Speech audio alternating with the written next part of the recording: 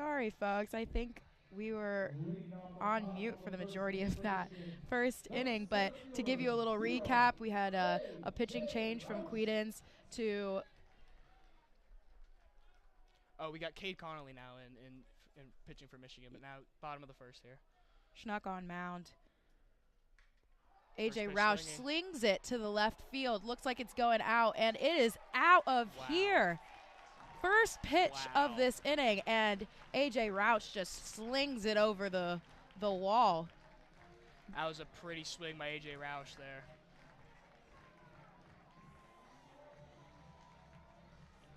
Beautiful pitch, met on home plate by Mitch Voigt, and Hamchuk, who's up to bat next, got to follow that up with another one. That was a pretty swing. I mean, I like how we mentioned it before when Toledo was batting a lot. They were pretty aggressive swinging early in counts, and it seems like Michigan definitely answers there with A.J. Roush swinging on the first pitch that he sees. Very unlucky for Schnuck's first pitch, but here comes his second one to Hamchuk. And it is a strike. It bounces out of the catcher's hands, but still able to make it in the range, and that's the first strike on the board. You know, you said it would be tough for Hamchuk to follow it up, but he's having a pretty good season at the plate so far at the start here. Batting a .250. Next pitch, he put a lot of force behind it, but unable to make some contact there and chased a little low there. Yeah, a little low. Second strike. No outs on this inning.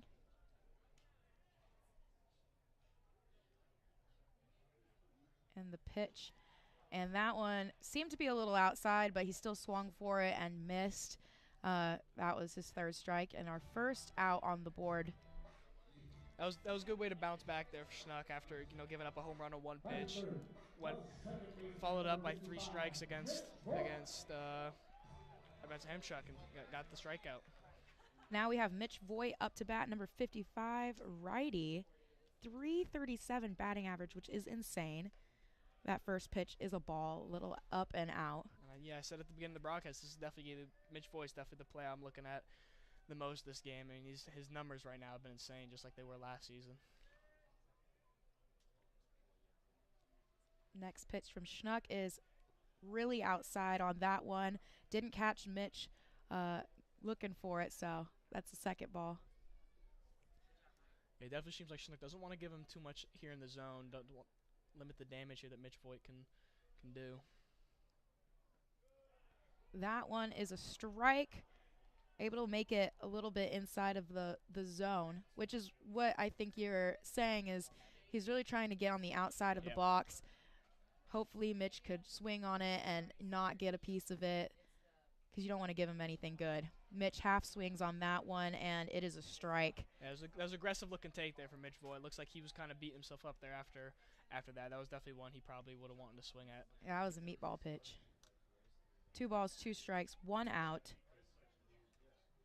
And this pitch is low. That's a good take. That was a good take. Well, I mean, one of the things that makes Mitch Voigt such a good hitter and why he puts up such good numbers is he has a really good eye. Like he lays off the pitches that aren't going to be in a place he can do damage, and that's an example right there. That was a low slider down there. Full count, 1 out. And he slings that to right field. And it is foul. I can't see, but it looks like he didn't catch it. Oh, he caught it. Wow, what a slide and catch. He had to cover that. He had to cover a lot of ground there off the bat. I mean, that was a pretty towering pop fly in foul territory. He covered. Getting up slowly. He covered 100, 110 feet there maybe. I mean, he dove for that ball. He fully extended there in foul territory. And it looks like he kind of fully extended while he was in foul territory near the wall. We have the coach, a couple of the coaches going out to check on him because he slid on hot turf. And from experience, that is not fun. No, it is not. I believe that was Konzak in right field there, the only person to come in and give the first run on the board for Toledo. Yeah, that's just an incredible effort there as an outfielder. Full extension, laid out.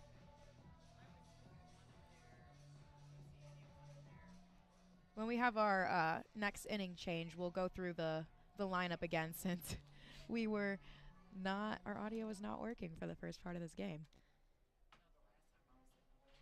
All right, he seems to be okay, getting back out into right field. Lido checking on him from center field. And even Cahill at first, checking in on him too. Schnick definitely will be tipping his cap to him in the dugout when they get back. That's a really nice catch. Anything for the out. All right, so that means we have 2 outs on the board here. And Max DeBeck, who I believe is his first appearance for the game, up to bat right now. Another righty. Bats .333. Again, really good batting average there. Here's the first pitch, and it is low. Looks like it bounced right before getting to the plate. Yeah, the top of the order so far this season for Michigan has really been able to do some damage. I mean, their batting averages are high, slugging is high, on-base percentage.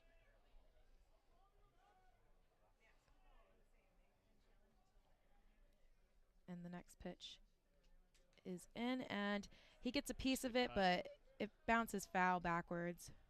Just over top of that one, it looked like. Fastball down the middle, sitting there at 88. He was on time, just barely missed that.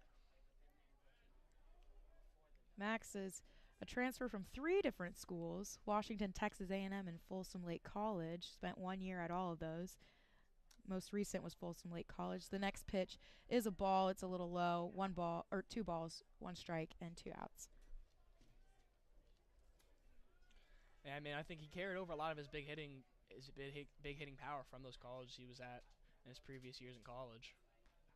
That one looks to be outside. 3 balls, 1 strike, 2 outs. I mean, his stat lines at Folsom Lake College were incredible. I mean, he hit .449 average across 46 games, 12 home runs, 84 hits. Just insane numbers. 12 home runs is crazy. And that pitch is hit directly to shortstop, and he makes the throw to first, getting Max DeBeck out and changing the innings. That was Scolvin at shortstop. Just a tad early on that. Just from sound off the bat, it sounded like he got it off the end there. Rolled it over to shortstop. All right, so the Toledo batting order as we're coming up on it. We had Konzak hit for Toledo starting, and Scolvin, then Sudbrook, then Walton, and now we're on Mariano. Next we'll have Lido, Cahill, Cote, and Wagner. Actually, I believe we're on Cote right now. Oh, we're on Cote. Yeah, we had Mariano hit last. Up next for Toledo is Cote, Wagner, and back to the top of the order for Konzak. Sorry, my thing was messed up. But we're on Cote now, which is he's batting 8th in the lineup. And then in the field, we have Connolly on the mound. Like we said before, he just got put in for Quedens. And then Noah Miller behind the plate.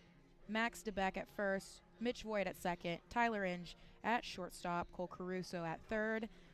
Hamchuk in left. Roush in center. And Turner in right field. Trying to see if they have anyone warming up in the bullpen. Looks like Grant Bradley's running out there right now, not with a glove though. Yeah. Considering how quick they went to go to the bullpen for Quedens, I'm wondering if this is going to be a bit of a trying to think of the word here, a committee game for the pitching staff, where they kind of get a lot of arms in there. Which Michigan historically, since they've had their new coach, has not been afraid to switch pitchers at any point during the game. Here's our first pitch, and it is low and outside to Cote. I mean, so far this pitching staff it's been able to keep some very good teams early in the season to some pretty low-scoring games. So if you have a unit that, as a whole, up and down, is pretty good, there's no reason not to. If you got a guy in the bullpen you're confident in, bring him in. The next pitch is outside, extremely outside, so that's going to give us our 2 balls, no strikes, and no outs. The junior from International Toronto. That one almost in the same exact spot. 3 balls, no strikes, no outs.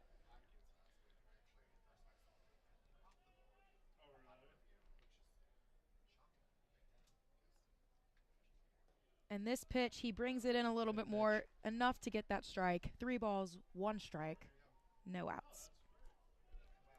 Definitely thinking Cote is going to be a bit disciplined here. I mean, he hasn't shown too much command yet so far this at-bat. And that one, right down the middle, we got a full count on the board. I mean, Cote has a .222 batting average, so his discipline obviously pays off. And that one, Beautiful pitch. I'm thinking Cote thought it was low, but it was enough to be another strike. That was beautiful. I mean, that was pretty much painted the exact same as the first strike when he had him 3-0, the fastball on the outside edge of the plate. It just kind of seemed like Cote just wasn't really swinging there. I mean, he opened the at-bat with 3 balls that weren't extremely close to the zone, but it just wasn't seem like he wanted to swing the bat there, that at-bat. Next, we have sophomore from Toledo, Ohio, J.P. Wagner. This first pitch, definitely saw it before it came and swung a little early on that one. We got 1 strike, no balls, and 1 out from Cote right beforehand. Connolly goes for the next pitch. And this one is hit right in the good zone, right in front of right field, and he's able to get a single off of that one. Connolly's definitely found a groove. I mean, he gave up a hit there, but that's I believe 5 strikes there in a row. I mean, he's definitely found a groove after starting the inning with 3 balls. Yeah, exactly. He has to prove something in order not to get pulled out like Quedens did by giving up a walk home. We should see what Konzak does here. He only saw 1 pitch in the first inning, got hit, so we'll see what he does. This pitch comes in and hits him in the back, just like last time. Quedens hit him in the back when he was up to bat on the first pitch, and then he gets his first pitch right now and gets hit in the back again. Yeah, there was some expressions down there when he was running down to first. I'm sure he's having an interesting day there. 2 pitches, 2 hit by pitches. Yeah, the dugout definitely. They got a kick out of that. Yeah, they did. Okay, Scolvin up to bat now. 2:05. Connolly looking more at second than Quedens did, and this one is hit foul into left field, or out of left field. That gives us a 1 strike and 1 out. We have Konzak on first, Wagner on second. Connolly on the mound here, pitching to Scolvin. This pitch comes in, and it's right down the middle. That'll give you 2 strikes and 1 out. 0-2 here. I wouldn't really throw him anything in the zone. I'd see if you can get him to chase. I mean, he's done some damage here this season. He's 8 hits, 2 doubles, 2 home runs so far. 372 slugging, so. And this one gets popped right up above first base. Ooh, tough play there. Almost looked like a lack of communication there, but Voigt was able to catch it, and DeBeck hopped off of it. Yeah, it seemed like there might have been a mix-up in communication there. Mitch Voigt may have called him off there a little late. Also, the umpire was almost right in the middle of where they were both standing, so I think there might have been some miscommunication there with where the umpire was. But that's a great play by Mitch Voigt. It seemed like he kind of basket catched it there. That was a pretty towering pop fly. Definitely a play for DeBeck, but good thing Mitch Voigt was there. This pitch is a little inside on Sudbrook, who is our lefty up to bat here.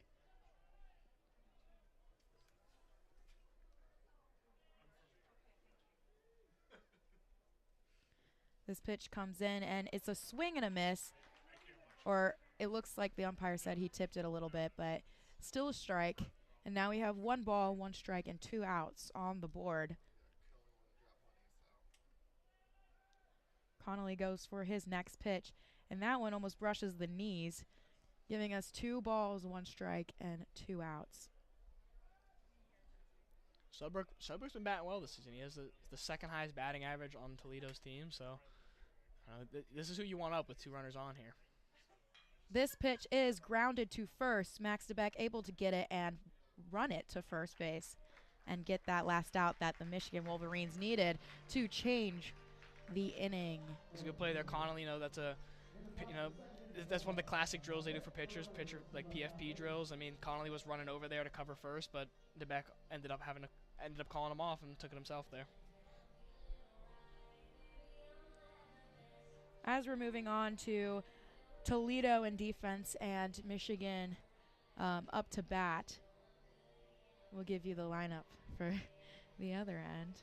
We'll have Cote behind the plate, Schnuck on the mound, Cahill at first, Wagner at second, Scolvin at shortstop, Sudbrook at third, Mariano in left field, Lito all the way out there in center field, and Konzak in right field, who had that amazing dive catch against Mitch Voigt last inning. And then up to bat, we'll have Ladahoff. Yeah, looks like we got Kate Ladahoff batting first, then Noah Miller and Cole Caruso. So that's the middle of the order. I mean, this whole Michigan offense has been great this season. I mean, even the middle order guys are all hitting in the 230s, 270s. Cole Caruso's hitting 283. Yeah, after Cole Caruso, we'll have Turner, Inge, Rauch, Hamchuk, Voigt, DeBeck, and then we'll be back to Ladahoff.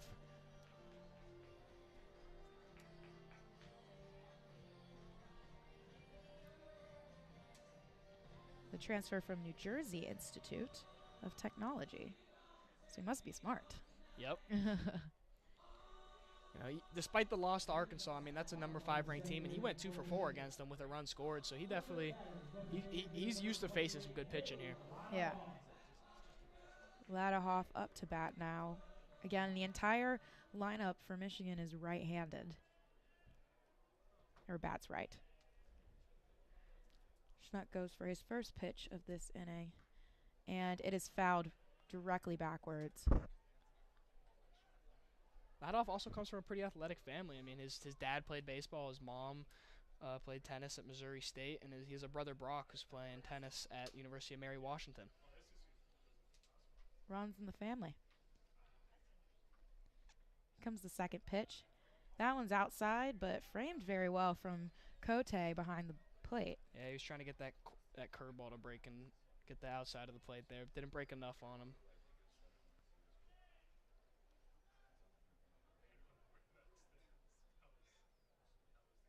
Connolly pitches his next pitch, and that curve was able to curve, and that's 1 ball, 2 strikes, and no outs on the board now. I like how he followed it up again. I mean, he went back to the pitch. He wasn't able to get on the last pitch, but he followed it up again, did it again. Ladahoff having to battle here as this next pitch comes in, and it is outside. 2 balls, 2 strikes, and no outs for this inning.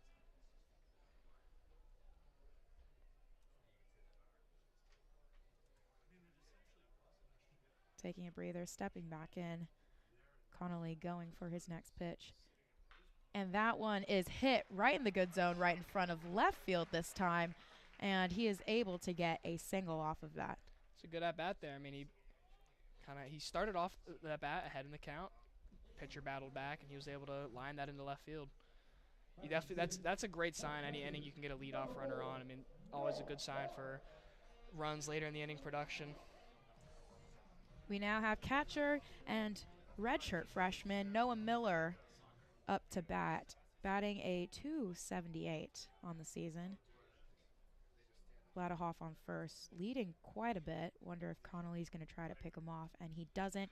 And he throws the first pitch, and it is fouled backwards and into the parking lot, hopefully not hitting my car. Interesting thing I found with Noah Miller, he has 5 hits on the season, 3 of them being doubles. I mean, his slugging percentage right now is up there. Definitely someone you want on up to bat when you have someone on first. This one is also fouled backwards into right field again.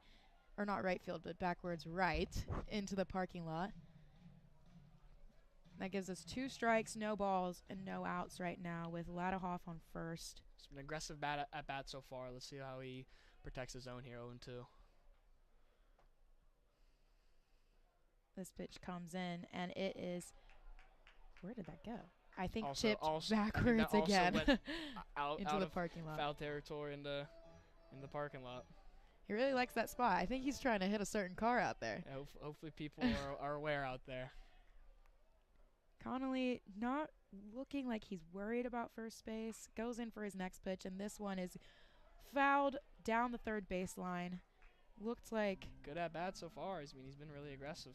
Yes, but that last one was a little low, and he kind of had to go down for it, and that's why it kind of grounded to third base.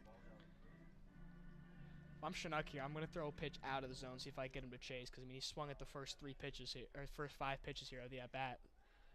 Looking like he wants to hit. Connolly going in for his next pitch. Like you said, that one's up and out, and he didn't fall for it. So that gives us our first ball, 2 strikes, and no outs on the inning. I like the pitch there, trying to get him to chase. Also change the eye level. I mean, that last pitch, like you said, was a little bit low in the zone. Fish for it. Change the eye level there. Connolly going in for another pitch here. And this one right on the edge of the box, giving us our 3rd strike and our first out of this inning. That was a good pitch there, right on the outside edge. Ladahoff on first still. And now we have Cole Caruso, the 3rd baseman. A fantastic defenseman and a fantastic offenseman. Just a good player to have for Michigan. He's got some history against Toledo too. In a game against Toledo last season, he hit the walk-off. He had the walk-off hit in the 12th inning against Toledo to have the Wolverines win 7-6. This senior from Scottsdale, Arizona, that's a .283.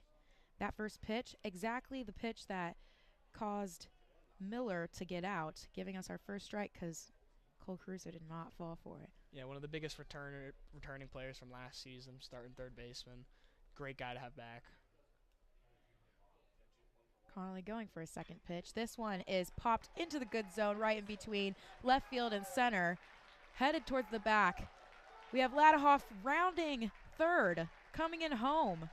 And that gave Cole Caruso a double, and Ladahoff running from 1st all the way to home, and Michigan their 2nd run on the board. Great piece of hitting there by Cole Caruso. Looked to be some sort of fastball in the inside half of the zone there, low, driven out into left center field. 1-2 hop defense. Great piece of hitting. All right, we have Turner up to bat now. Another righty, sophomore who bats a 100. Colby, transferred from San Diego State.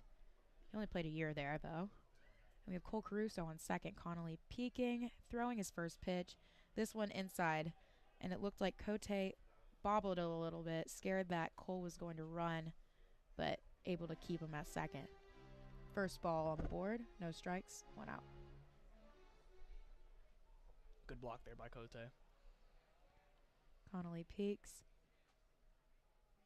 and he goes in for the pitch. This one grounded in between 3rd and shortstop. Cole Caruso making it to 3rd, and Turner making it to 1st, giving us a split situation here.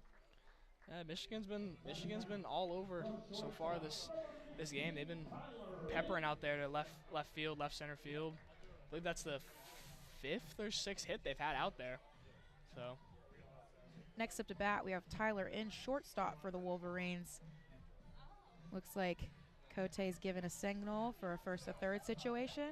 Yep, I'm interested to see what the base runners here do. I mean, those are my favorite types of situations out of the catcher is 1st to 3rd, you get to do some fun stuff. Tyler Inge is one of the players I highlighted at the beginning of the game, but keep an eye on. Connolly goes for the pitch, and this one is bounced into Cote. Good blocking back there behind the plate. Great block behind the plate. Always got to be the most on your toes there when you have a runner on 3rd behind the dish. 1 ball, 1 out in a 1st to 3rd situation. This pitch, he tries to throw Turner out at 1st, but unable to get it there fast. Looks like a slow throw to me. Maybe just to scare him back. I think it was mostly just to keep him in check there. Turner on 1st, Cole Caruso on 3rd, and Tyler Inge up to bat. This pitch is right down the middle. Gives us our 1st strike. 1 ball, 1 strike, 1 out. One's across the board. That was a good pitch there. And yeah, to your point, I think he definitely wasn't trying to pick him off. He might have even seen what Cole Caruso's reaction there would have been, picking off at 3rd. Oh, half swing here for Tyler Inge. And it would have been a ball, but the umpire called that half swing a swing. Gives us 2 strikes. Clearly saw enough of it going around that home plate umpire called it himself. Didn't need to have an appeal down to 3rd base. Yeah, it looked like it was. Yeah. It was there. This pitch comes in and is, right close on. take It was really close take, and given a ball, so we have 2 balls, 2 strikes, and 1 out. Schneck definitely wanted that one on the outside half. See how he responds. Oh, sorry, it's Schneck up to on the mound, not Connolly. That's Michigan's player. Schneck goes in for this pitch, and it is fouled out into the parking lot. Ooh. Almost hit someone. Heads up out there. So you got 2 balls, 2 strikes, 1 out. Schnuck on the mound, not Connolly. That was a good swing there. Got to protect. Wasn't really a pitch he could do damage with, so you just got to foul it off. Turner on first, Cole Caruso on third, and this one was almost overthrown. So I believe it was a drop third strike, and that was an interesting play there. So it was drop third strike, and instead of Cote throwing it to first, who's on first base there? Colby Turner, right? Yes. Yeah, Colby Turner was on first base. He took off for second. Cote tried throwing him out at second, but overthrew the throw there, so everyone was safe. Wagner was there to catch that overthrow.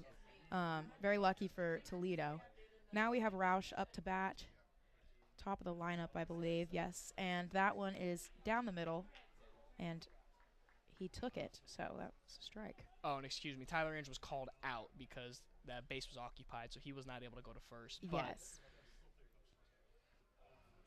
This one is down. Good block for Cote there. Cole Caruso testing his luck there, but went back to third. Cote's been a wall so far. He has been. 1 ball, 1 strike, 2 outs.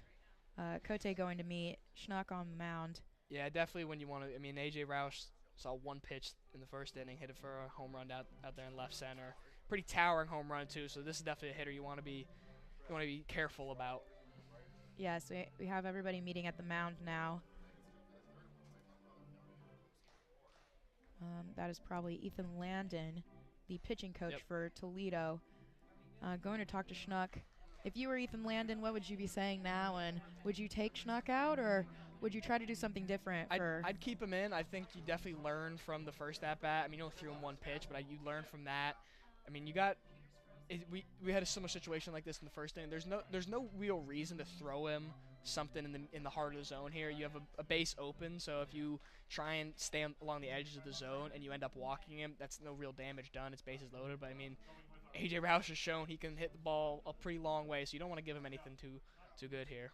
Looks like he's doing some practice pitches, which is that allowed? So it looks like there might have been doing some sort of injury.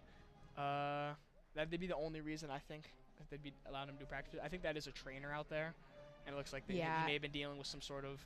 He's got some Michigan gear on, so I'm assuming it's a trainer. It might have been dealing with some sort of tweak there. So the umpire was letting him throw a couple pitches to see how he feels. Roush now walking up to the plate. Cote giving a signal there. They're probably going to try to throw somewhere on the outside. Nothing that he can get a real good piece of. Yeah, I would stay on the edges here. We've got Turner on second and Cole Caruso on third. This pitch comes in, and it is fouled backwards. That was a risky pitch there. That was in the heart of the zone again there. A.J. Roush just a tad bit early there. He's really excited to hit the ball again. Cole Caruso is leading off quite a bit here, but it doesn't look like they're really worried about him. Yeah, he definitely wants to try and get a good jump on a pass ball if there is one.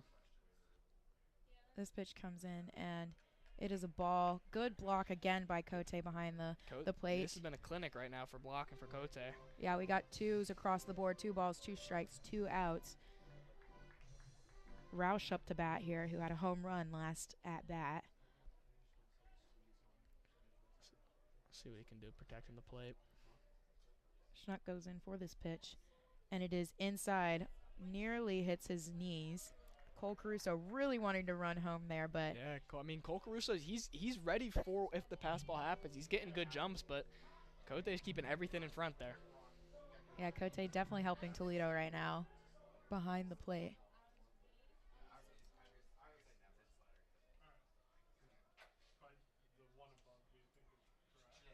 He gives this pitch, and it is just a little outside, but a good shot for him. Yeah, no harm done there. Yeah, it was full count, so now he got to take the base. So we have Roush on first, Turner on second, Cole Caruso at third.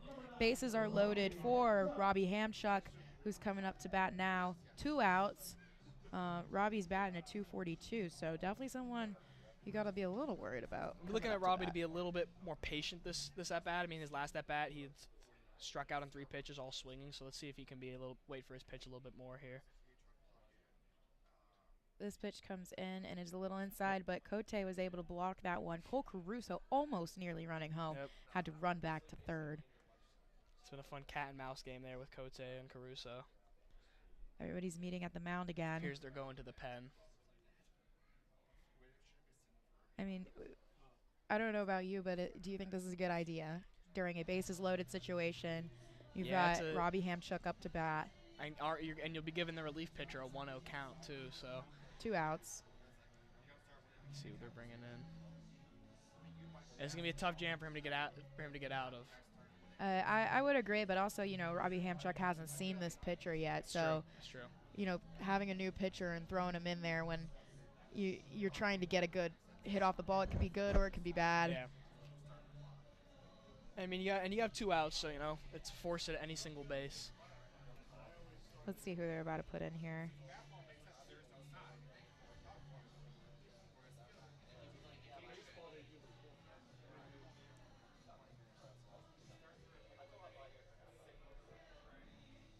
And Cote being a standout player here for Toledo, I would say. Yeah, I mean, this whole inning, he's just been a monster back there behind the dish. All right, we have Toledo's new pitcher. Not sure who it is exactly, but warming up right now. Looks like Brady Sass, maybe? Yeah. Brady Sass. Fun name. He's a freshman from North Royalton, Ohio. Only 6 innings pitched this season, so let's see how he does in this pretty high pressure moment here. Yeah, it looks like his ERA is 7.50 right now.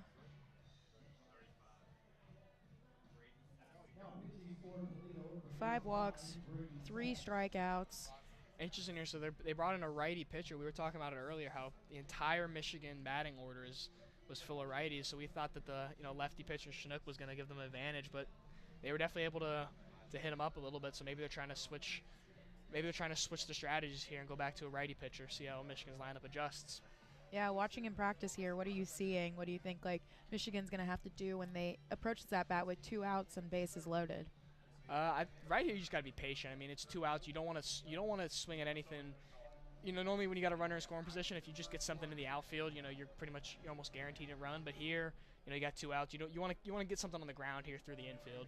I just say be patient. I mean, especially with a new pitcher coming in, this is the first batter he's going to face. There's no need to be, unless he gives you something, perfectly in the zone. I wouldn't be swinging here first pitch to wait for yours. You already had in the count too. We have grad student Robbie Hamchuk up to bat, transfer from San Jose State, where he played for 5 years there. And he's a previous teammate with Matt Spear. They both came to Michigan together. But Matt's not playing right now. And Michigan unable to bring any of those base runners in. A tad bit under there, under that pitch it seemed. But I mean, that was a good barrel to ball right there. Took it dead center. But, deepest part of the park.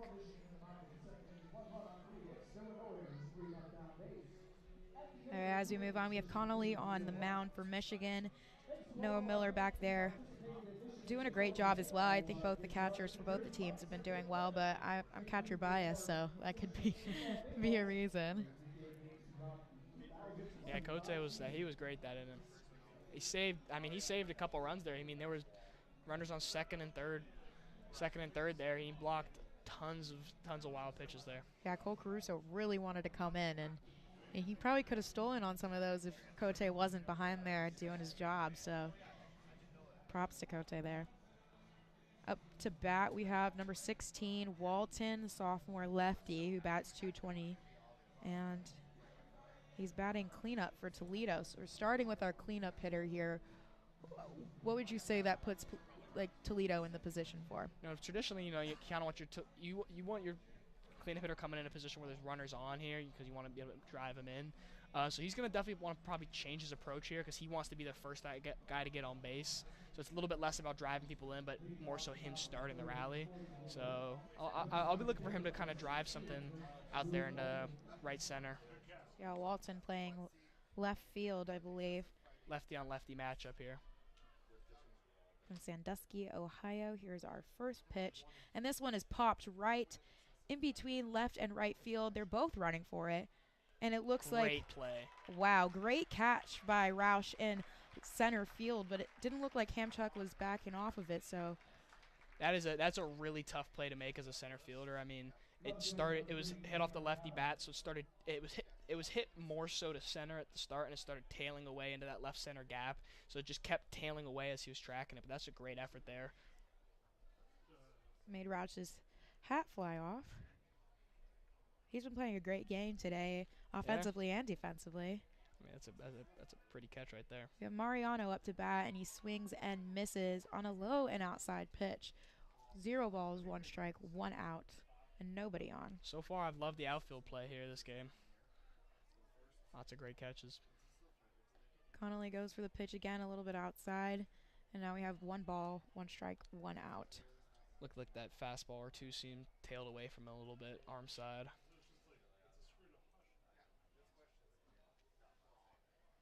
Connolly's next pitch, and this one is outside, but he caught Mariano, and a swing and a miss on his end. 1 ball, 2 strikes. I like how out. he went back to the 2-seam, brought it back in a little bit farther this time to get him to chase. Mariano batting a 200 on this season. Does not swing at that meatball pitch right there, and now we have a strikeout on Connolly's record. 2 outs on the board now. That was 4 straight fastballs there, I believe, to get that strikeout. I like how he was confident in his pitch and went there challenging him with the fastball. Yes, now we have Lido up to bat here, who used to play against Greg Pace Jr., who's on the Michigan Wolverines. Fun fact. Connolly's pitch to this lefty. I'm sure it's always fun for them when they, play against each other again. Yeah. This one was a strike. No balls, 1 strike, 2 outs. This one is hit and bounces right in front of shortstop, and he makes the throw. Oof. Oh, I rescind what I just said. The umpire on the first baseline called that safe. Looks like umpires might be reviewing that there. I mean, to me, it looked like it was out. Yeah, looks like we got an umpire review there. Yeah, it was Tyler Inge. That's a tough play to make. I mean, wasn't a ground ball, but it was like a little blooped hit, and he kind of it was in between. If he charged it there, he would have to be getting a short hop. So he kind of sat back and waited for it to take a long hop. By the time he kind of grabbed the ball and released, he was already Lido was already pretty far down the line. So that's a tough play to make as a shortstop. Yeah. Well, would you have done the same thing, or? I didn't play. I wasn't an infielder, but I would have. I think he also took a pump. I think what caused him to lose some time there is once he fielded it, he took a bit of a pump. Yeah. I would have. It was going slow enough. He might have been able to grab it off the bounce with his bare hand and fired right away. But that's a tough play to make for the freshman. Yeah. It was really hard, especially Tyler Inge coming in for Benny Casillas there. Like, he's trying to show what he's made of because him and Jeffries are going for that position. Yeah. He really needs to be a little bit more aggressive, I would say, for shortstop. It was definitely a close play. I mean, we're looking at the review right now. It's hard to see whether or not he beat that out. I mean, good on Luke Lido there for hustling down the first baseline because that was an easy, I'm out here. Yeah. I might as well just, jog it off. But it made it hard for the umpires to decide because they're still reviewing, but they just came out, and we're about to find out. And he's out. They called it out. Returned it. Which I would agree with. I would agree with. I thought that too. I thought upon initial reaction and looking at the replay, I thought he was out. So I agree with that. It was definitely close. I mean, like we said, credit to Luke Lido. I mean, a lot of guys when they, get jammed up like that, they probably would have only started jogging down the line. So a lot of props to him for hustling that one out. Yeah, I definitely agree. And now we're headed into the bottom of the third. 2 for Michigan, 1 for Toledo. Both teams putting up a fight. It's a lot closer than I probably would have assumed for the first part of the game, but baseball is such a long sport that anything can happen. Yep. So we're definitely going to see. I mean, Michigan offensively definitely been pretty consistent. I mean, they have one run in each of the past 2 innings. Let's see if they can keep that momentum going. Toledo, it looks like, still has Connolly on the mound here. Staying with what they know. Or sorry, I think that's Sass on the mound there for Toledo. Oh, sorry, Sass. Oh, my God. I keep calling Connolly for the other team. My software has not updated. That is definitely Sass on the mound for Toledo. Was put in for that bases loaded situation last inning. Able to get out of a jam. Yeah, because he came in with 1 ball on him, too. I mean, that shows guts right there. I mean, freshman coming in with bases loaded, already down 1-0 in the count. I mean, he was able to get out of it. That was impressive. So let's see how he can continue that with his own start to an inning. And then up to bat, I believe we have Mitch Voigt for the Michigan Wolverines, which if I was going up against Mitch Voigt, I would be scared, to be honest. But, you know, we had that fantastic dive catch from, I believe it was Konzak in right field. Mitch Voigt's definitely going to be looking to do some damage here. I think he probably feels not cheated, but, I mean, that was a foul ball. That was just an incredible play there by Konzak. He's definitely going to want to get another opportunity there.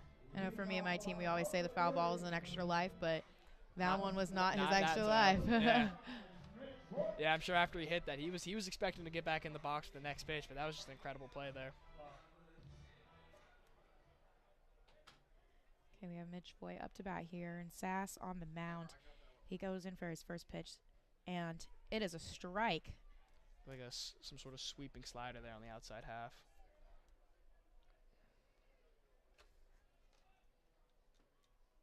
His second pitch, and that one was also a strike. A great pitch. It was low, but it was just enough to be in the zone. 2 strikes, no balls. And this one was bounced, and third base takes it up and gets the throw to first. That was a good play there by, I believe that was Shulvin.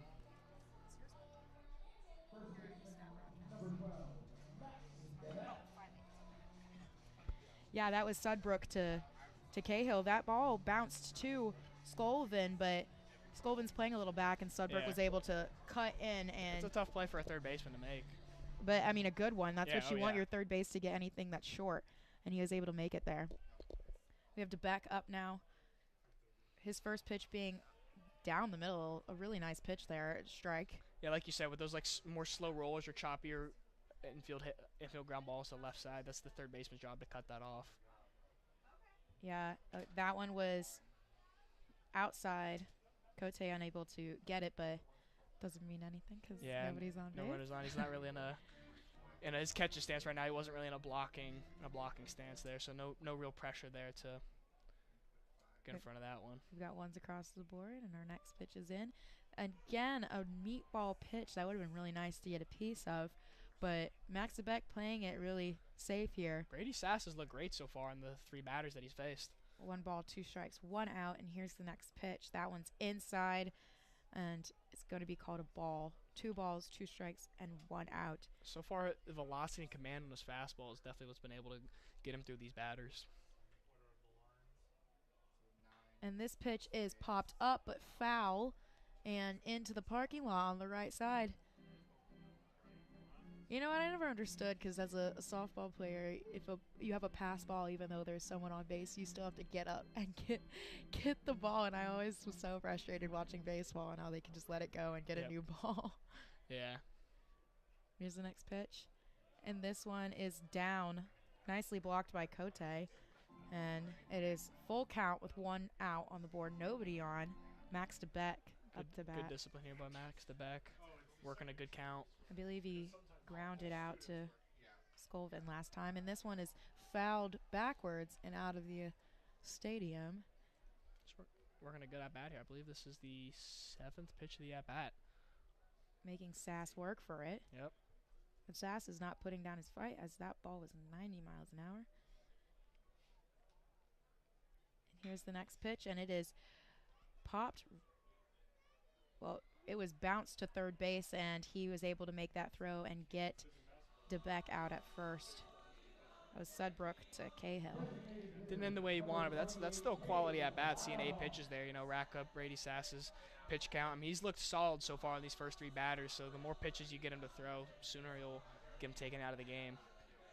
We have Ladhoff up to bat now. He had a single last at bat, and he slings this one to right center, and Konzak in right field was able to run and make that catch, changing the inning. He took a good route to that ball right there. It helped that he's playing right field, so ball hit there was tailing towards him. It hit in the gap, but as he was tracking it, started tailing towards him, so decreased the amount of ground he had to cover there. But that's still a great read on that low line drive to right. As we're heading into the 4th inning, the top of the 4th, we have 2 for Michigan, 1 for Toledo, and a great game of baseball here. It's really nice. We've got the sun beaming right on us, but in Michigan, any sun is good sun. So, past couple days, the weather's been nice. So yeah, not gonna complain too much. So we have Connolly on the mound again for Michigan, sticking with him after putting him in for Quedens in the 1st inning. Connolly's been doing a good job, I would say. Yeah,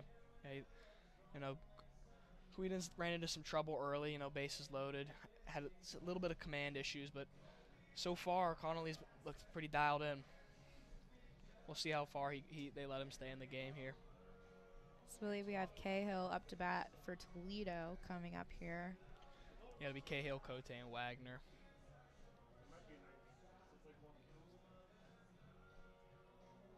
Cahill's been having a good start to the season here, batting .255. I believe his ball was caught in right field last time he was at bat, but looking to make more of an appearance for Toledo right now. Yeah, even after the flyout last at bat, he still has the best batting average for Toledo there. He's playing first base here. He's normally splitting time there with Trey Mariano, pardon me, at first base there. So he's definitely looking to cement himself as the starter. Connolly's first pitch of this inning is a little low, giving Michigan a ball on the board.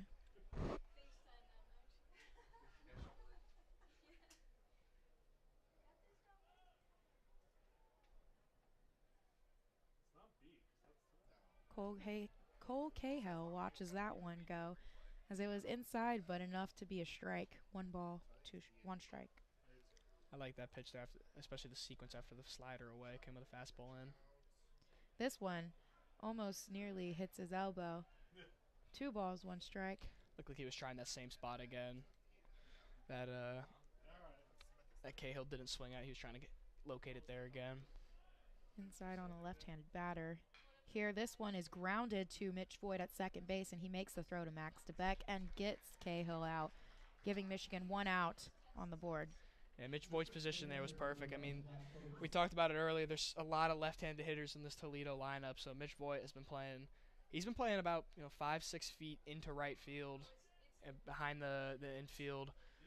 It's not dirt because we're playing in turf field, but the infield line there. So he was in perfect position there to grab that ball. We now have a right-handed hitter here with Cote, as he watches that first strike go by, and Mitch Voigt shifted over towards second base. But still playing really deep into the left field. Yeah, middle infield's very deep right now. This next pitch comes in a little outside. 1 ball, 1 strike, 1 out. Nobody on.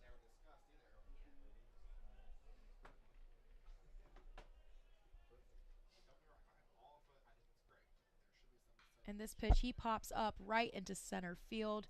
Roush out there looking at it, able to catch it and give Michigan 2 outs on the board. Another put out for Roush, and he's having a great game. That one was definitely a little bit easier than the last put out he had. That was more routine, about 5-6 paces behind him. All right, up to bat we have Wagner, another left-handed sophomore. 191 batting average. Nobody on. Here's his first pitch, and it is a strike. Really nice pitch there. That's a good way to start off the at-bat. 85 miles an hour down in the zone. Connolly going in for his next pitch. And this one, he saw it, but he wasn't able to get his bat on the ball. 2 strikes, 2 outs, and no balls. Great sequence there. Fastball low, and then kind of tunneled the slider in the same spot there. Made it tricked him into thinking it was another fastball, but then it broke late. This ball comes in. Wagner looked like he was about to hit it after it had come in, but he looks a little scared there on the plate. But it was a ball, so it was 1 ball, 2 strikes, and 2 outs. And he pops this one into right field. Looks to be an easy catch for Turner, and he catches it, changing us into the bottom of the 4th inning. Got turned around there at the last second, but still was able to adjust, make the catch there. I think the change in being in the sun to the shade, the shadows there might have messed with his eyes a little bit, but still made the catch, so that's all that matters. Yeah, there's some large shadows kind of in the home run track there here on Michigan's field in Ray Fisher Stadium. And especially in center field, there's a big, I don't know, like sign. The batter's eye is casting a big shadow there. Yeah, so if we get towards that wall back there, it's going to be hard because you're going from the sun to the shadows. Yeah, they installed a big batter's eye there in center field because the glare from the sun off of Chrysler Arena was pretty bad for hitters and catchers there. Looks like we have some sort of race going on the field. There's some kids racing. Okay, so we're staying with Brady. Yeah, it looks like Brady Sass is still in the game. I like this move. I mean, he's been locked down these past couple batters that he's faced. His velocity's up. His command is looking good. He's got a good mix of pitches so far. And even in these warm-up pitches in between innings, he looked great. And he's a freshman too, yeah. So he's definitely their go-to if they want to put a freshman in and give him a chance to. Yeah, he's a guy that Toledo's definitely going to want to keep for a while, and definitely seems one that he's going to be projectable. I mean, he's already sitting at 90 miles an hour for the fastball as a freshman, so he's going to be a guy that definitely is going to have a lot of good qualities when he becomes an upperclassman here in this program. We now have Noah Miller, the catcher for the Wolverines, up to bat now. Right after him, we'll have Cole Caruso and Turner, so a good 3 to come up here and give Brady a run for his money. But Brady's been standing his own for the Toledo Rockets.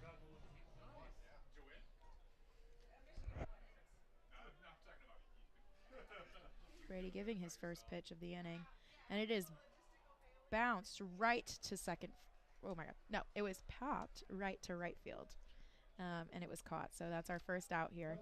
That's one just as a hitter. You're just kind of unlucky there. I mean, he put a good swing on it. He drove the ball.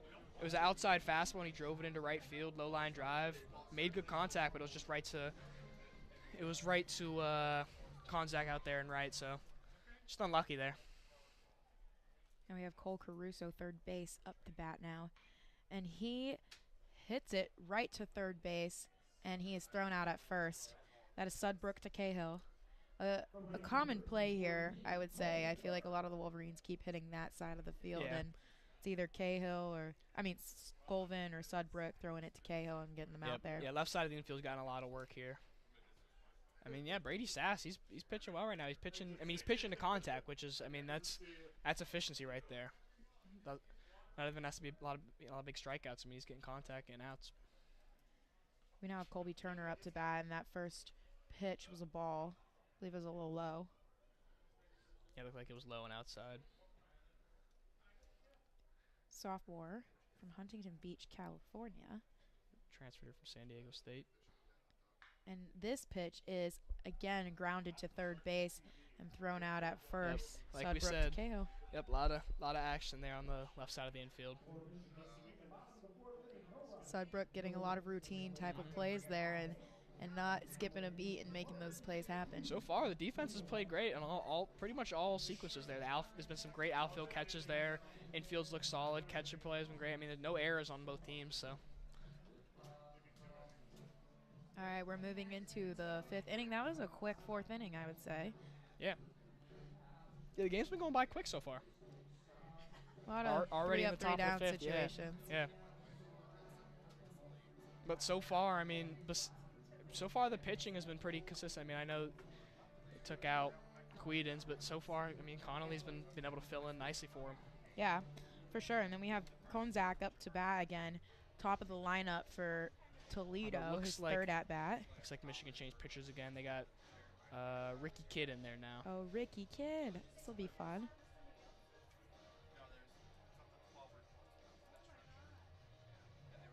Transfer from Henry Ford Community College. Got a lot of innings there. I mean, he pitched 40.2 innings there at Henry Ford. Was able to rack up 30 strikeouts, so he's definitely not a bad guy to have in the middle of the game in relief. Konzak, he had 2 appearances at the plate so far. Senior. Yep. Let's see, can he go for the hat trick? I mean, he's seen 2 pitches not seen 2 pitches, but he's 2 at bats, 2 hit by pitches. Let's see if he's gonna go for the hat trick. I mean, he's seen all the pitchers too. So yep. he got hit by Quedens. He's been hit by each. So hit by Connolly. You know. I mean, for his sake, I hope he's not hit again. Yeah, it's a painful day, but hey, I mean, can't complain about having a high on base percentage, helping the team out. It's a team player right there. And Caden Konzak is one of the captains for Toledo, so definitely a big voice for Toledo here, and leading them off too. It's a big role for him. Yeah. From Lewis Center, Ohio, an Ohio native.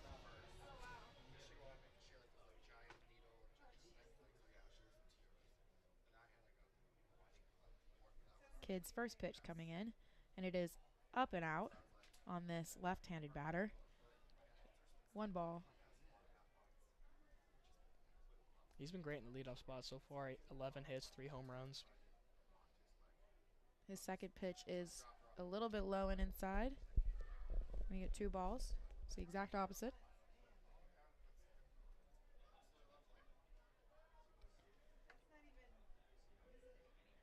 Glancing down at his glove, he looks back up, brings in his third pitch, and it almost hits him in the head. That was almost what we were talking about. But that one would not have been fun. No. 3 balls, no strikes.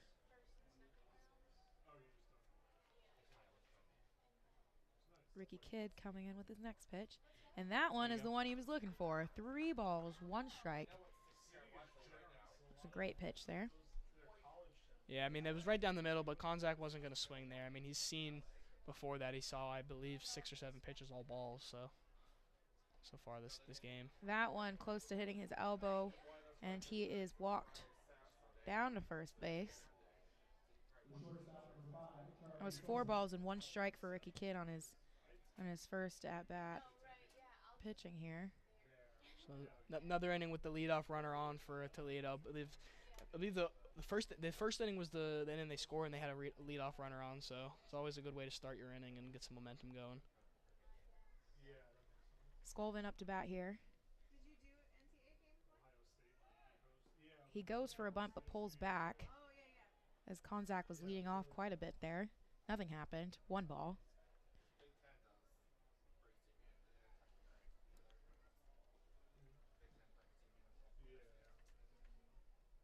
Kidd giving his next pitch. This bunt was popped right up near the Michigan dugout.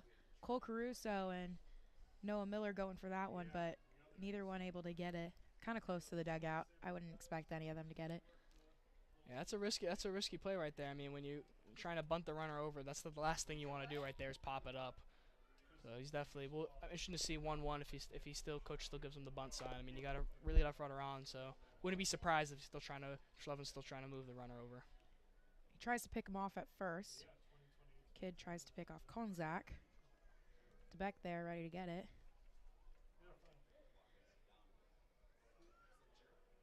Konzak not being fearful to still lead quite a bit. He goes in for this pitch. He tries to bunt again, but pulls back, and it is a strike. 1 ball, 2 strikes, no outs. You know, despite him getting the bunt sign, I mean, his most recent game against Miami, he had 2 home runs. So Kidd tries to pick Konzak off, but unable to get it there in time. And it kind of goes to what Coach said about him being the glue guy. I mean, despite the fact that, he's coming off a game with 2 home runs, he's still willing to be out there and bunt the guy over. This pitch comes in, and it is hit directly to Cole Caruso. He pops it up and gets... Oh, I thought that was almost a double play there, but it bounced up to Cole Caruso.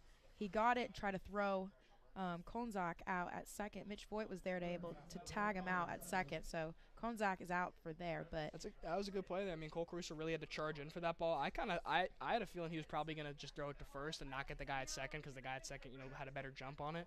But, he kind of spun through it but threw off his right foot to second base, was able to get the runner at second, but couldn't get the double play.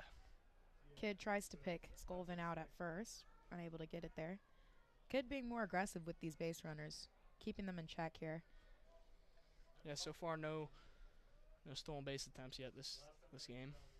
I mean, that was a good attempt for Mitch, though, to try to get that double play there. Yeah. Sudbrook up to bat now and tries to bunt this last pitch, but it is a strike, and unable to get his bat in contact. Toledo really wants to get that runner over to second base. I mean, Chauvin was definitely was trying to bunt a lot, and now we got Sudbrook trying to bunt as well.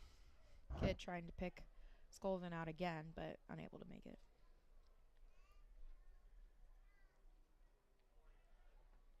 Scolvin still leading quite a bit, and Kidd trying to pick him off again. Still not. Looks like he might be trying to get a good jump there on the potential bunt attempt. Yeah. Kidd going for his pitch. That looked good to me, but they're calling it a ball here. Might have been a tad low, but I thought that broke into the zone. Curveball. Same. 1 ball, 1 strike, 1 out.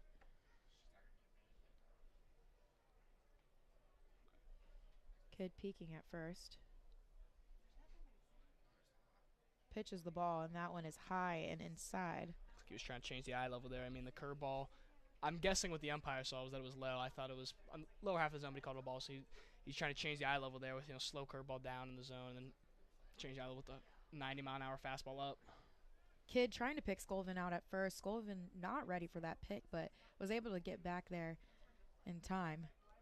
Looked a little surprised that Kidd almost got him there. Kidd going for the pitch. This one is a half swing for Sudbrook and called a strike. That was a good swing there. Nice sword. 2 balls, 2 strikes, and 1 out on the board.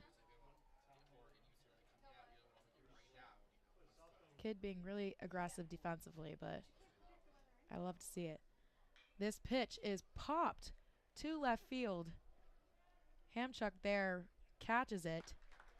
That was a good at bat there by Sudbrook. I mean, he had to start off. He was early trying to get the ball down for a bunt, but I mean, he battled there. Was trying to drive the ball in the outfield. That was a tough pitch, but he was still able to drive it out to the outfield. Scolvin was too far to tag up and go, although it would have been smart for him to tag up and go and make it to second, but he's still at first with Walton up to bat here.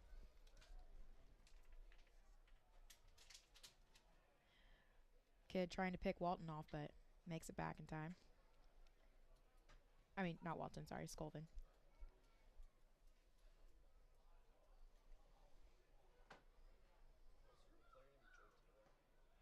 This ball right down the middle. 1 strike. No balls. 2 outs. Luke Walton with 2 home runs on the season. This pitch comes in and he deflects it backwards. Yeah, he started in 49 games last season for Toledo. He was a leader. He led Toledo in a lot of offensive stats, and also led the MAC in a lot of offensive stats there.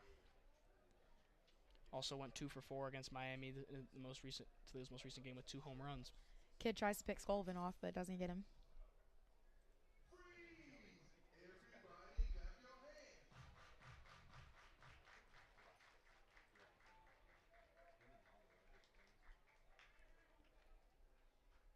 Kidd with his pitch. It's low. Gives him his first ball for this at bat. 1 ball, 2 strikes, 2 outs.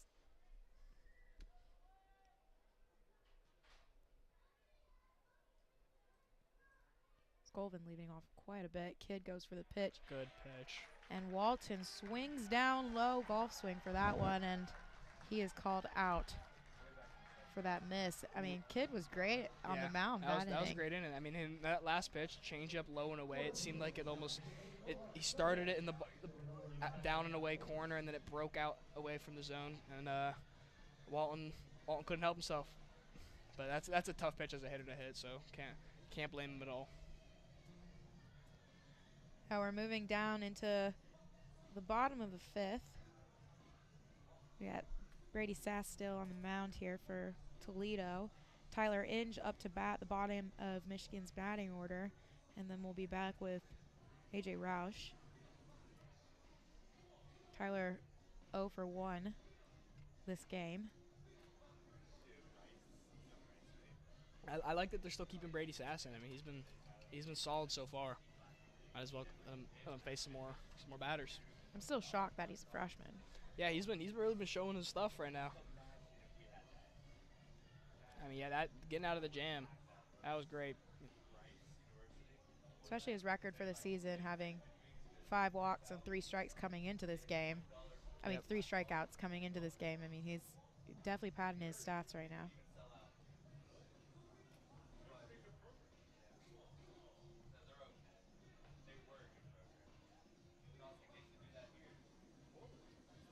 We have shortstop Tyler Inge up to bat from Brighton, Michigan.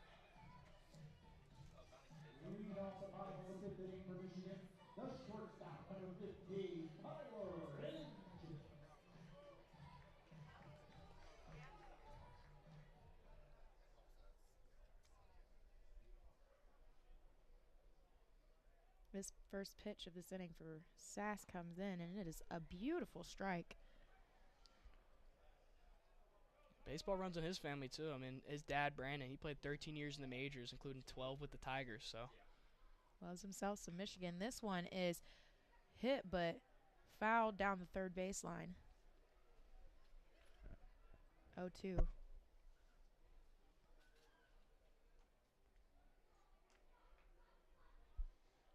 Backs up in the box a little bit, see if he can protect.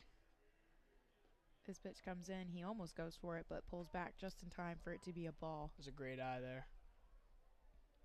He widened his stance, choked up a little bit. He's looking to protect here.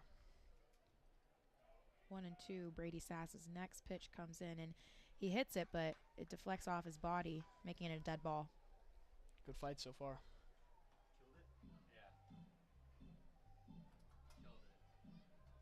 Definitely a lot of people here for a Michigan baseball game. Yeah. I believe because they had free admission today for opening day. And it's a nice day out. Next pitch, it is hit directly to third base, and he makes the out at first. Again, Sudbrook to Cahill. It's that easy third to first play there. Yeah, the 5-3 play there.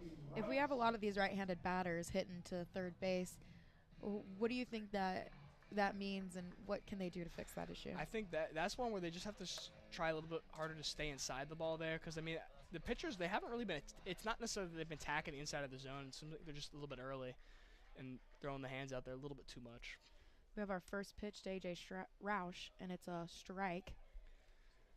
Yeah, so I think it would just be stay inside the ball a little bit more, focus on hitting, even overcorrect and focus on going to that right center gap. And this next pitch is also a strike. 0-2. A.J. Roush with a home run at his first at-bat and a walk on his second. And he hits it past third base, but shortstop was able to grab it and throw him out at first. Sudbrook dove for that one, but shortstop was right behind him.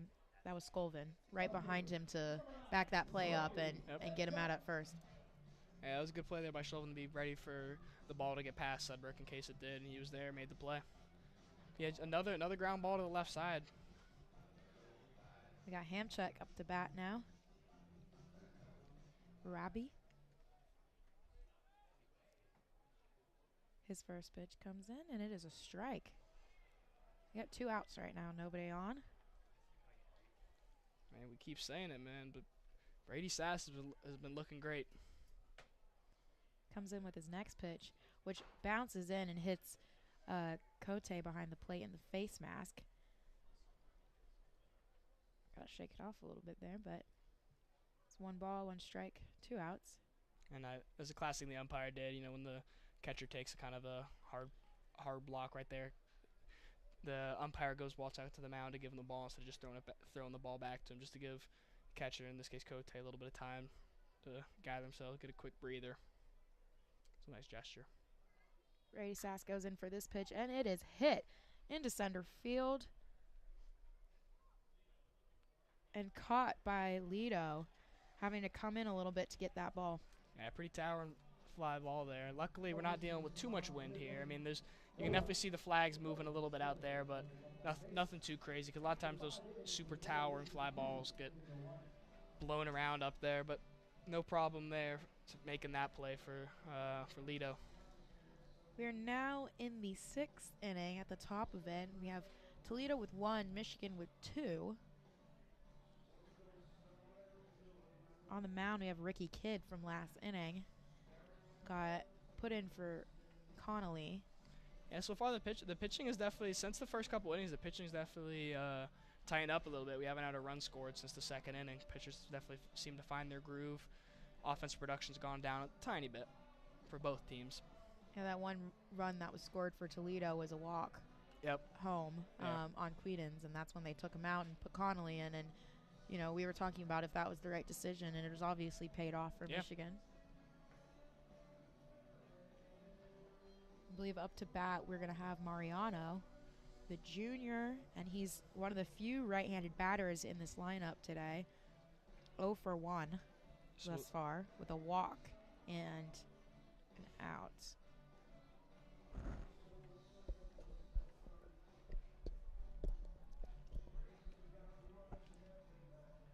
Doesn't look like Michigan's been warming anybody up in their bullpen, but it looks like they might be. Mariano's he is a .556 slugging so far this season. He's been hitting them pretty well in the outfield there, so it's definitely a player the outfield should be ready for.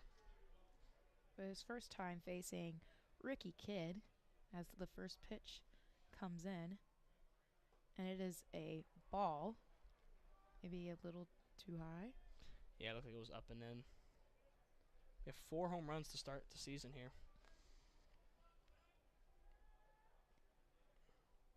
Next pitch comes in, and that one, wow, great framing from Noah Miller there, because it looked a little outside to me, but was able to frame it back in the box. So that's 1 ball, 1 strike. Great call, too, to make that. Tried the same thing there, but unable to make it happen. 2 balls, 1 strike. That fastball's up to 89 there.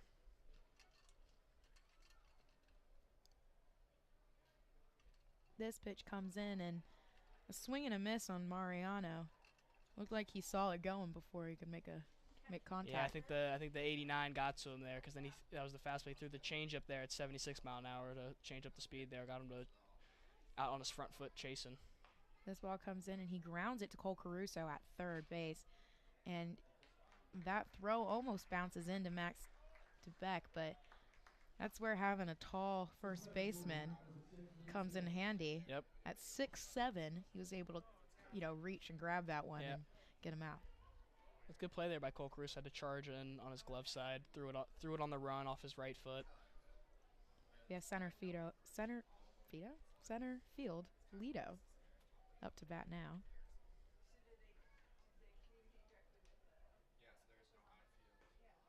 This one high and inside. 1 ball, no strikes, 1 out.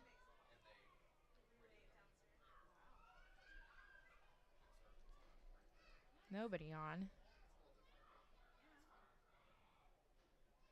Kidd goes in for this pitch, and Lido swings and misses on that one. 1 ball, 1 strike, 1 out. Lido had a walk and a RBI in his first at-bat. This one he hits, but it bounces and deflects backward. Looks like he was a tad bit early on that. 1 ball, 2 strikes, 1 out. Kid's been filling up the zone. His command has looked really good this inning.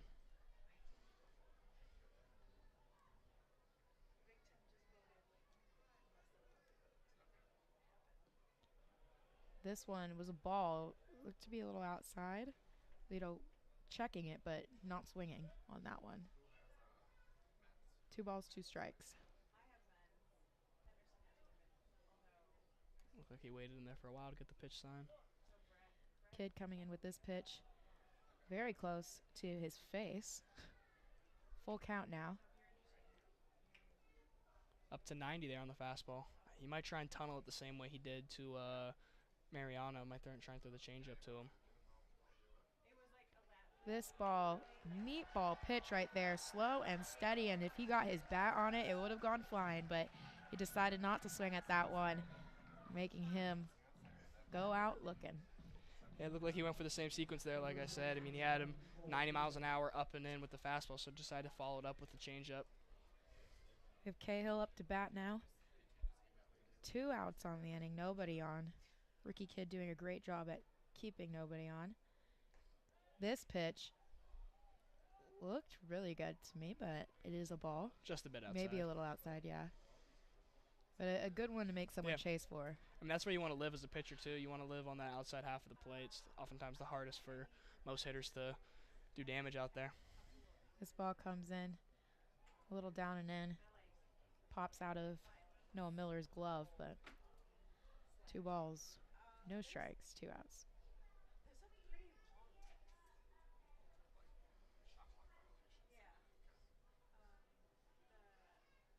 Kid gives this pitch, and this one is perfectly inside. 1 strike, 2 balls, 2 outs. Looked like Cahill maybe didn't like that call a little bit. He was looking back towards the dugout. Might have been a tad inside, but I still think it clipped the zone. Yeah.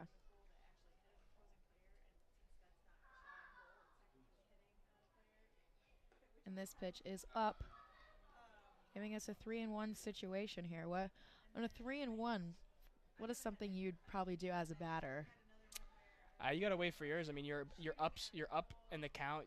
I definitely have the green light, but you don't want to swing at anything, especially when you have 3 balls. Like he took that pitch, but like I'm okay with that, with taking that pitch there. That seemed to be low in the zone. He wasn't really able to do much damage on that one. You know, he's still in the count here, so. So it's full count, 2 outs. Yeah, it wasn't his pitch, but it's fine. He had one to spare.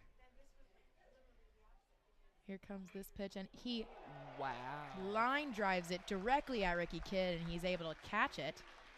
Scary thought there. I hate to get hit with that ball, but he was able to get it with his glove. Yeah, and fried Michigan. That was a scary play there. I mean, comebacker right at you, right at the. Luckily, it wasn't like, you know, chest or face level there, but that was right towards the knees, right towards the shins. I would curious to see what the exit velocity on that was, because that was a pretty loud hit line drive straight at him. I mean, yeah, that's what you got to do. If you're going to hit it down that way, it's got to be hard enough to, like, maybe, you know, catch his glove or get out of his glove or make him dodge it. Because, you know, pitchers don't need to go for those types of balls. But it would have been a good situation for him if he was able to get it through. Yeah. But Ricky Kidd. Great reaction time. Great reaction time. He's funny. He kind of had a little bit of a strut off the mound after he made that catch. So now we have Mitch Voigt up to bat for Michigan. And Brady Sass still on the mound for Toledo. Again, Ricky Kidd, Brady Sass, Connolly, all doing great jobs today. We've got some good pitchers and good catchers for this game. Really making it a fast game for us because we're just keeping it. Yeah, after the first couple innings, it's been a quick paced game. We have some kids hula hooping on the field. Next we got a hula hoop competition. It's a little competition, like tournament style.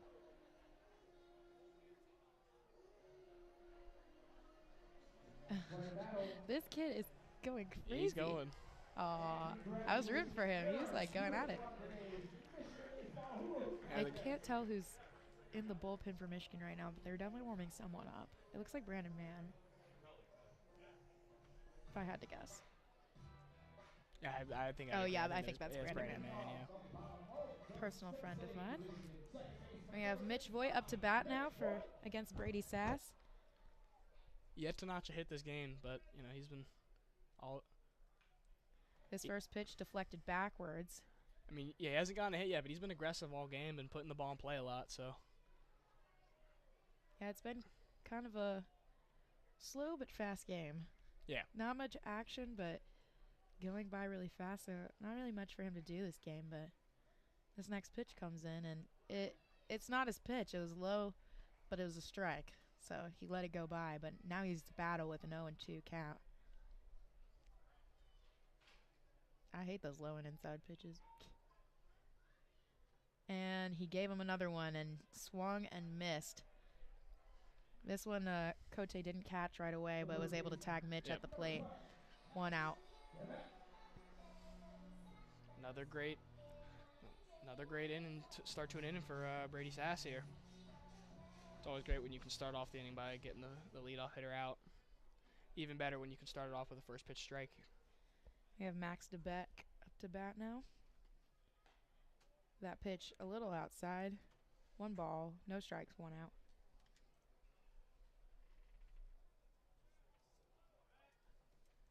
Max DeBeck's another player not to have a hit yet this game, but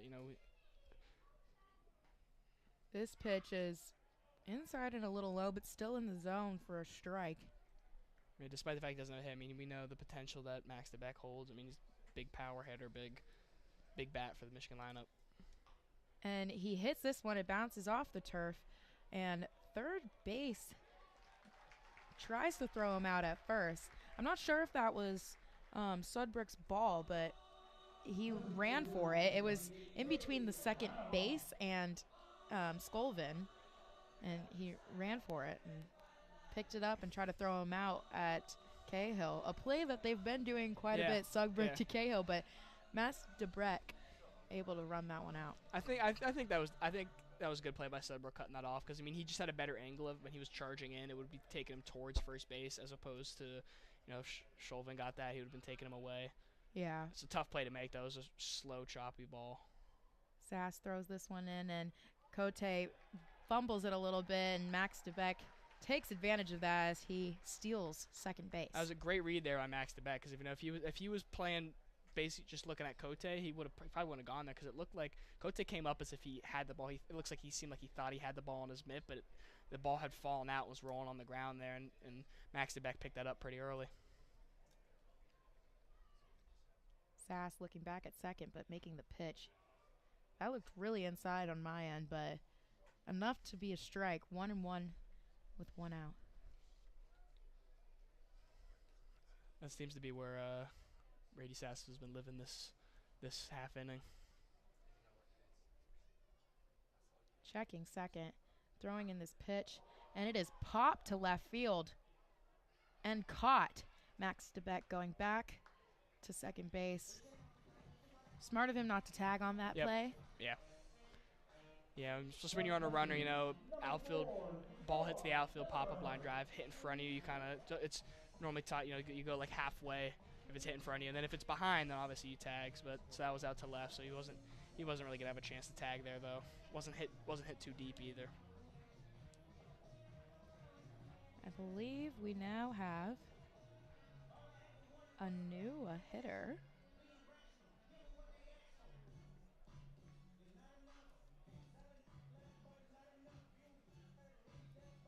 Looks like Matt Spear is in now.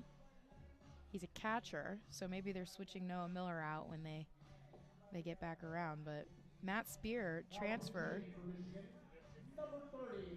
He was the hero in the first game of the season against Virginia. He brought the winning run in against Virginia. Also homered in that game, so he had a great game opening the season. Another San Jose State transfer, also there for 4 years.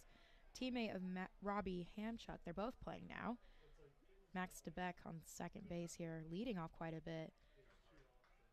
There was a check by Brady Sass and a throw in, and it is low. Ball 1. No strikes and 2 outs. Yeah, so it looks like he might be coming in for Noah Miller behind the plate. This pitch is fouled backwards. This time left. I feel like we've been getting a lot of foul backs into the right area, so we're switching it up here. Spear is a left-handed batter, so it's our first lefty in the lineup here for Michigan.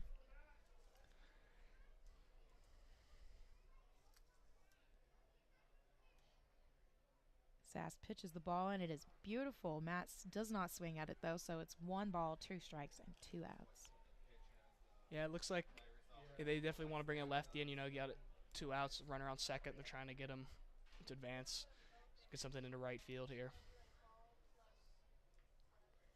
Sass checks second, throws in this pitch, and Matt Spear swings and misses, putting 3 outs on that board, and we're moving on to the next inning. Peeking at the bullpen. I believe Mann is coming in now. Brandon Mann, I'm excited for this one. Yep, looks like he's coming in. Umpire is checking his hands right now. Brandon Mann, an ex-QB of the Michigan football team. Yep. He played for both teams and then decided to, stick with baseball because that's where he's excelling, that's where he was thriving. And he's normally a closing pitcher, I believe, so interesting that they're putting him in 7th inning. Interestingly enough, he's not the only past football player playing today. Amari Snowden is a sophomore for Toledo. He previously attended the University of Wisconsin and was a cornerback for 2 seasons at Wisconsin, and then transferred to Toledo to play baseball. That is so interesting. Football to baseball. Yeah, especially when he wasn't playing baseball at Wisconsin, but he had some baseball experience in high school. So yeah. And Grant Bradley on the Michigan team, he played football his senior year of high school, and when he was coming in to be recruited for Michigan baseball, he was injured from football, and they were unsure how he was going to play, but he's been doing great on the season thus far. I remember he made his debut against Virginia in that win against number 2 ranked Virginia, and only faced 1 batter but struck him out. So definitely some promise there for the freshman.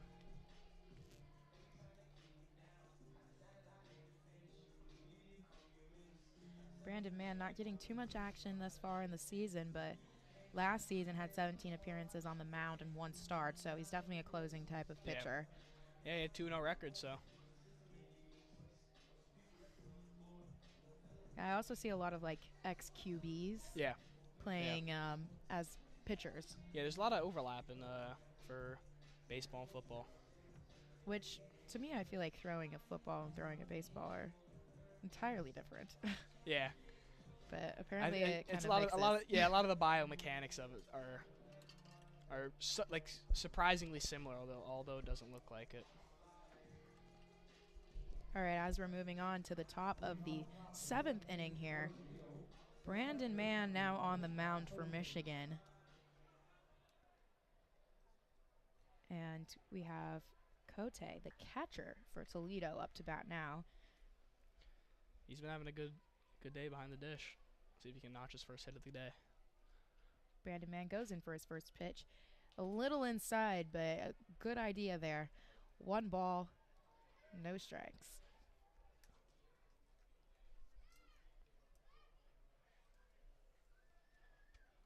Brandon in his second pitch, and he hits Cote in the arm. Maybe a little. He kept moving inside on that pitch. It seems like his fastball's tailing inside right now, so that one got away from a little bit. That definitely hurts. I mean, that's 88 to the tricep there.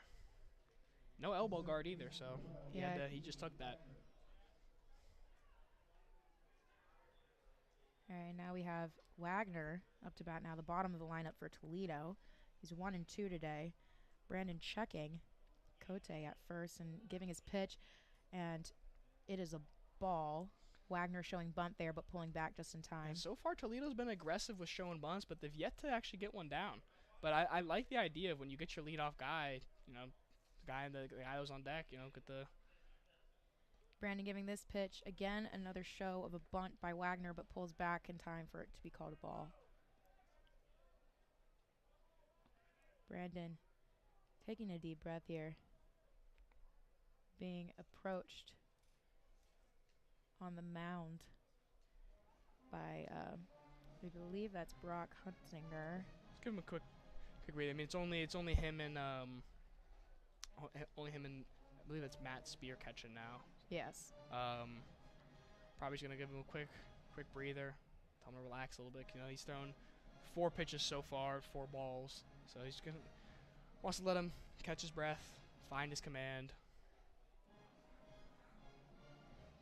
Yeah, I mean, he's probably saying something that's, just a little off that he just needs to fix because it seems like his pitches are doing the right thing. They're just, like, miss the mark a little bit. And it's always comforting to have the coach out there just to tell you, take a deep breath, relax, give you a quick breather, especially when it's just you, the coach, and the catcher.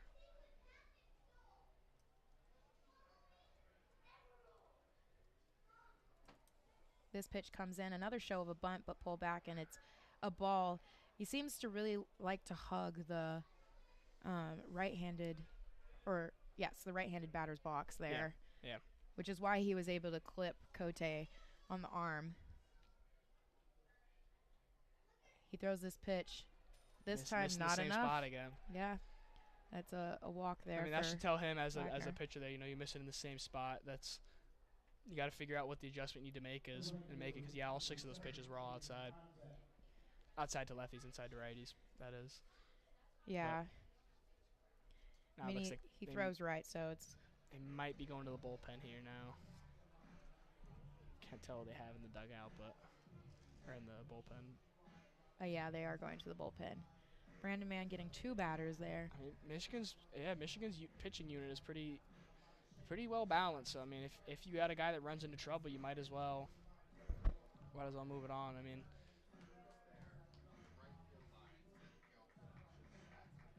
would you have given him another chance? You only had 2 batters. I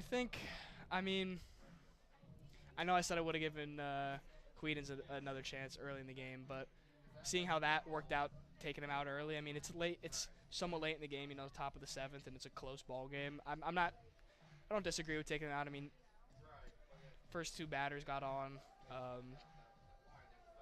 It was a tough day. I mean, you're right. Like we said, I mean, his pitches looked, they are moving well. The velocity was well, and a lot of those balls. I mean, although yes, he did throw 6 balls, like they weren't far off.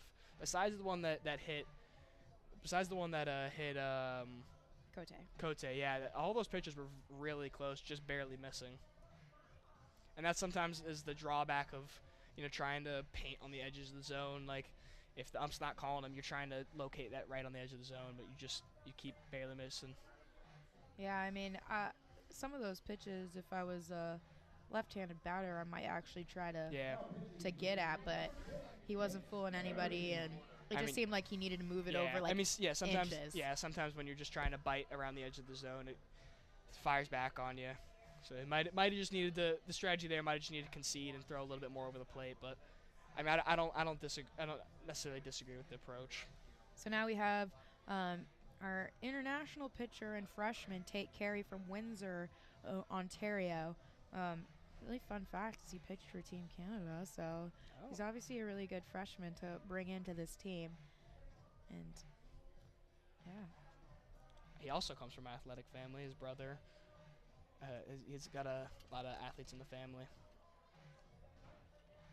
His brother plays basketball. It looks like his dad plays basketball.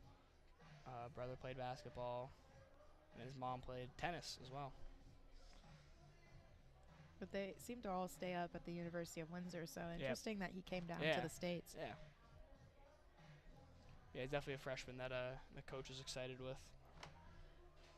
We got Konzak up to bat again. His first 2 hit by the pitch, and his 3rd one walked. This is his 4th pitcher in 4 at-bats that he's seen. This bunt is laid down right near the third baseline, and it is picked up by Carey and thrown to first, where he is out. That was a beautiful bunt. That was a beautiful bunt. It looked like they dropped the ball there first. Max DeBeck dropped the ball, but it was on the transfer, so no harm done there. Yeah, it was a beautiful bunt. I mean, like I said, Toledo's been trying to bunt guys over the entire game, but just haven't really been able to get a bunt down. But that was a great bunt there by Konzak. Now we have Skolvin up to bat here. This pitch comes in, and it is inside and down. Spear deflecting that ball down the third baseline, but able to pick it up, which if it were to leave the catcher's glove down the third baseline is not the worst place for it to go. We got 1 ball. And this pitch comes in, and he line drives it out to right field, bringing in Cote, and also bringing in Wagner as he rounds third base and comes home.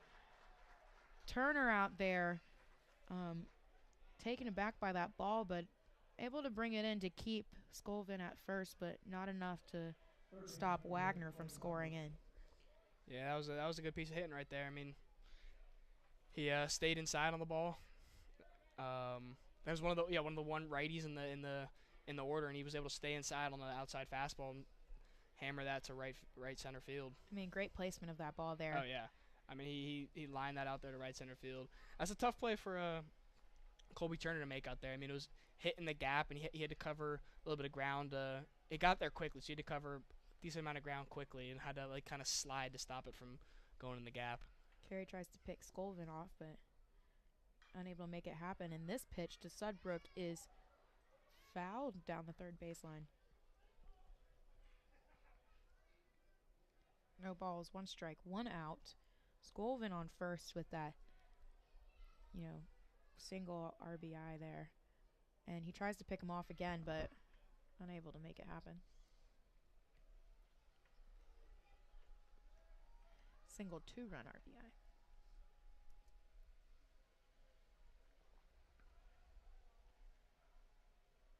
Carey goes for the pitch. And this one is low and inside on this lefty. 1 ball, 1 strike, 1 out. Doesn't appear that Michigan has anyone warming up in the pen right now. I trust in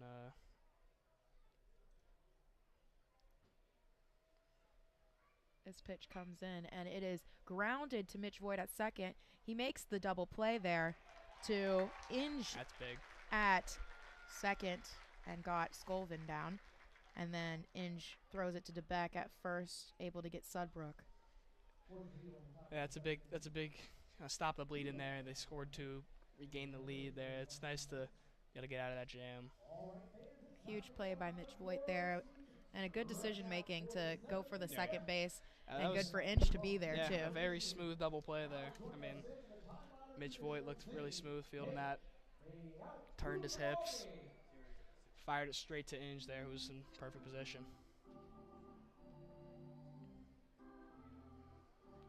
We got the 7-inning stretch now playing Take Me Out to the Ball game.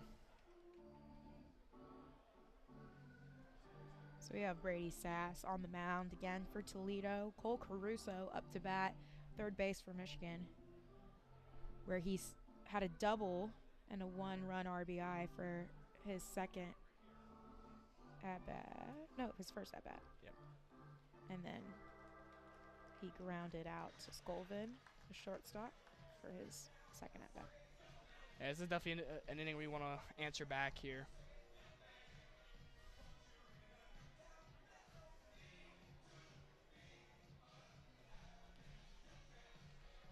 It all starts with Cole Caruso there. Want to have a unselfish at-bat here. I mean, you're down 1 run, bottom of the 7th. There's no need to do anything too crazy. Don't try and get above yourself or outside of yourself. Just, get on base, get something started for your team.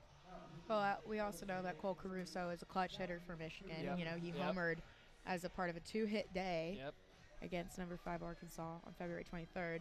So he can make something happen when they need it the most. So definitely a guy that you're going to rely on in a situation like this.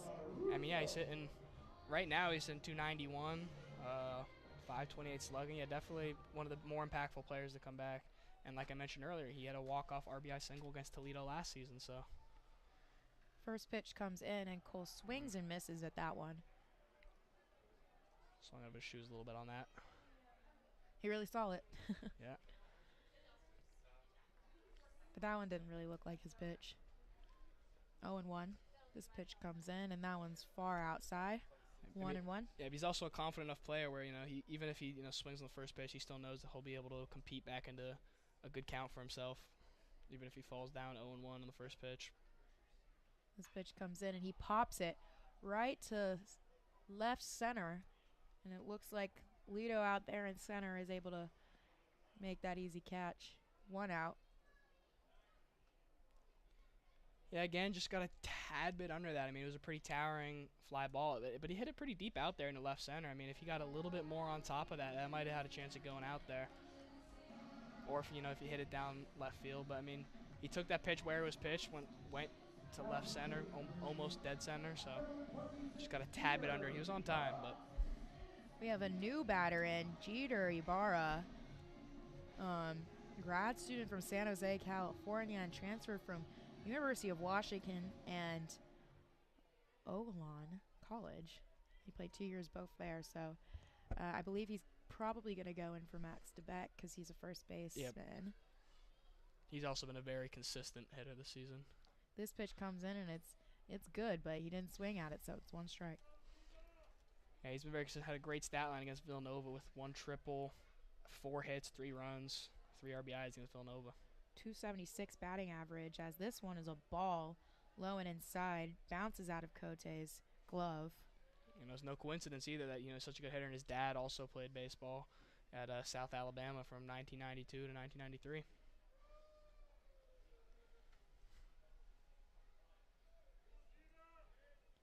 Cote collecting himself after having to fetch the ball. This pitch comes in and maybe a little too high for that zone. 2 balls, 1 strike. It was a great take there. Yep. You would have caught me swinging.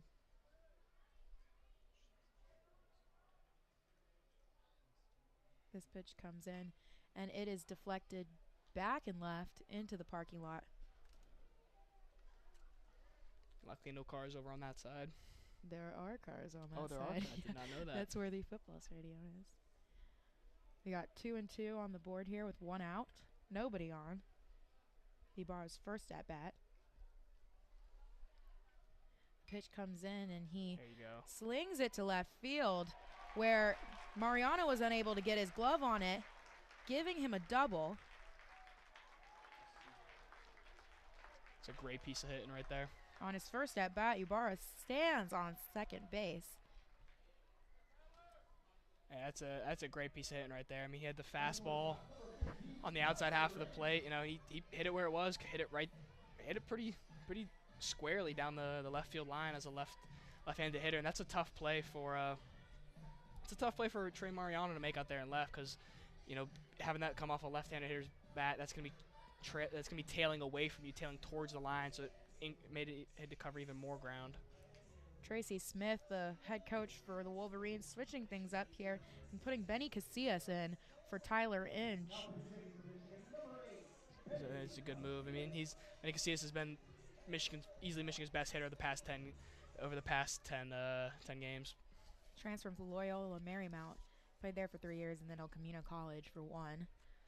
Grad student, goes for that half swings, and it was outside, so it's 1 strike. Yeah, over the past 10 games, Benny Casillas has been batting .455 with 15 hits, and which is crazy. Yeah, a .400 batting average. He scored 7 runs. I mean, he's been on fire the past 10 games. This pitch comes in and he swings and misses. Really eager to hit here. It was an 0-2 count. Ibarra on second. Benny Casillas is first at bat.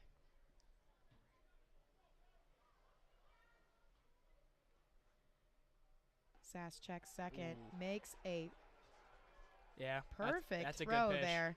3 strikes and an out for Benny Casillas. Yeah. He went out looking. That was a good pitch there. They're going to keep in A.J. Roush here as he's up to bat next. Right on the corner, down and away. I mean, that's one where, you probably want him swinging there, protecting the plate, but that's one that's just a perfectly executed and placed pitch. Not much he could do there.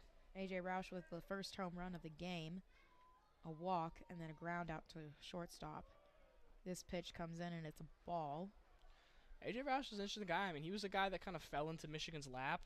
He wasn't really heavily recruited by Michigan, but now that he's with them, he's a fantastic player. This pitch comes in and it is far outside. 2 balls. He started his college career playing 4 years at Ohio University. Transferred here as a grad student, so not a guy that Michigan had their eye on initially, but he's definitely been fantastic since coming here. Sass checks second at Ibarra, but makes the pitch instead, and it's beautiful. Right down the middle. 2 balls, 1 strike. 2 outs. AJ Rouse right here. Not necessarily. I mean, you got a guy. You got Robert Hamshick behind you, who has not had a great game today, but you don't necessarily. You don't need to feel too much pressure to get this here. You just get on base, keep the line moving. This pitch is outside. 3 balls, 1 strike.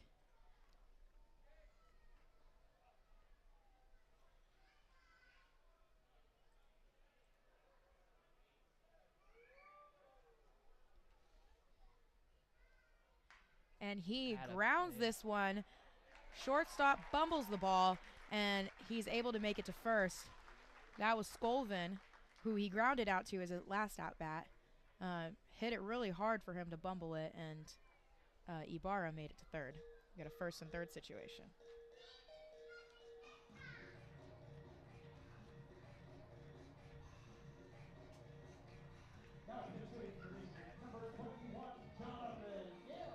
Now they have Jonathan Kim in for Robbie Hamchuk. Another trade here. It's a first and third situation. Quite a fun one to be put in once you first come in at bat. Sass seeing a lot of new batters here in this inning. He goes in for that pitch, and Jonathan swings and misses it. I think he tipped it, though. Yeah, this is a pretty critical inning. It looks like Tracy Smith bringing a lot of pinch hitters, a lot of subs, and trying to get something across here because, I mean, offense for Michigan has kind of taken a lull the past couple innings, so it's trying to get something going here. And it's worked out so far. I mean, you got runners on first and third. We have no balls, 1 strike. First and third situation and 2 outs. This pitch comes in, and Jonathan Kim tips it over the Toledo dugout. Nearly taking their heads off.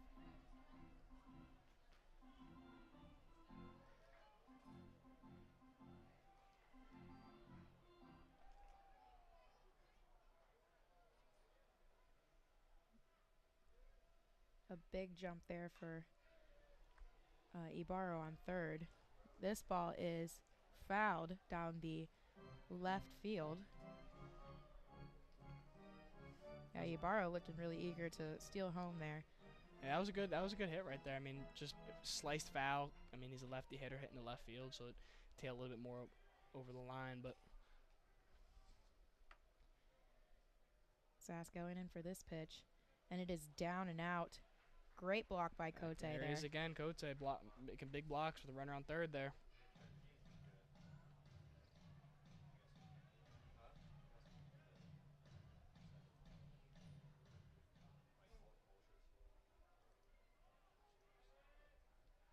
Big leads here for the Wolverines. Sass goes in for the pitch instead, and it is fouled out and left.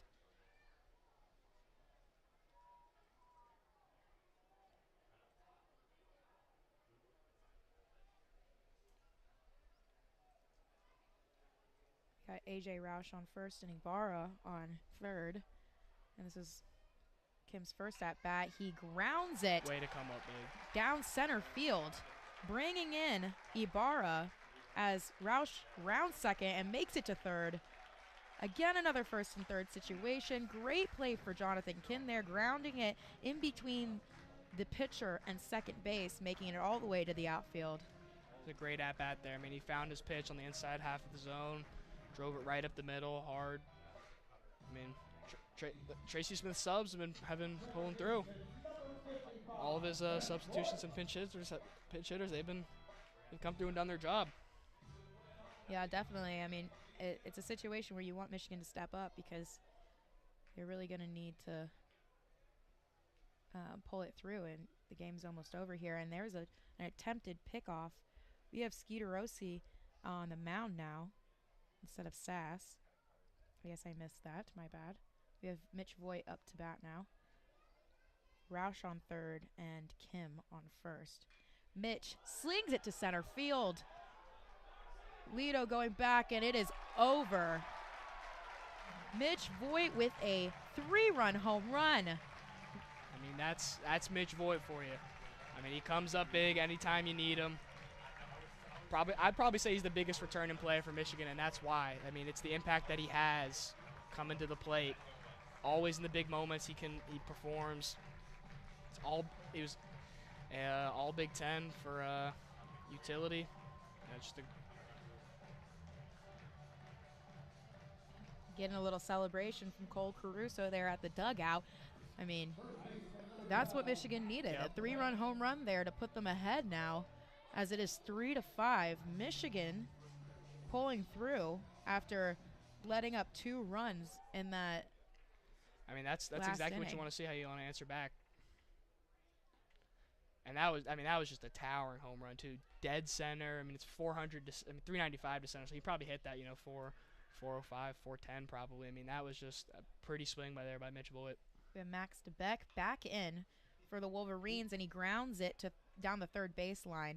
And a great throw from Sudbrook, as it was right on that line, so he definitely had to move over, which he's been moving a lot, I would say. That was a great play as a third baseman. I mean, hard hit ball down the line. He kind of slid to his right, got up, made the throw. I mean, that's the longest throw you can make from the infield there. So, yeah, that home run from Mitch Voigt, that was pretty to watch.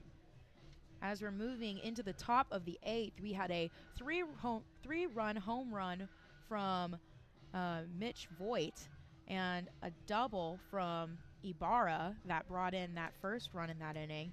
And previously, the Toledo Rockets also were able to bring in a 2-run RBI off of a single.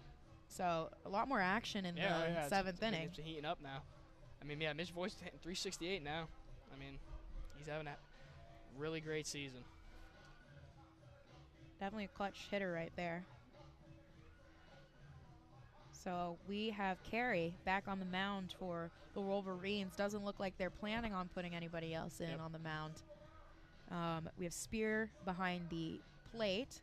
Caruso at third. DeBeck, or no, not DeBeck anymore. It's Ibarra is now playing first. Yeah. Voigt is at second. I believe that's Benny Casillas in shortstop. Gregory Pace Jr. sneakily getting into the center field there. Yep. And Jonathan Kim in the right field.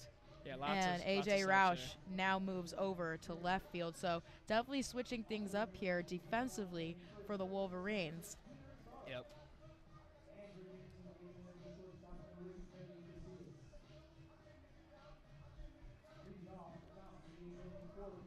I mean, yeah, a lot of those subs just last night, like he brought in a lot. Coach Tracy brought in a lot more like high average hitters there. I mean, Benjamin Casillas subbed in. He's hitting 400 right now, so. Up to bat, we have Walton for Toledo. These subs are definitely the guys you want. Oh, yeah. I mean, I think this is their normal lineup.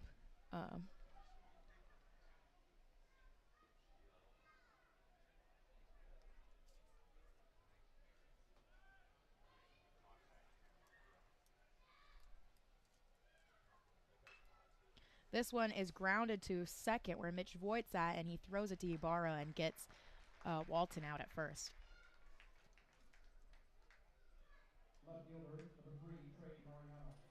We have Trey Mariano now up to bat. 0-2 today.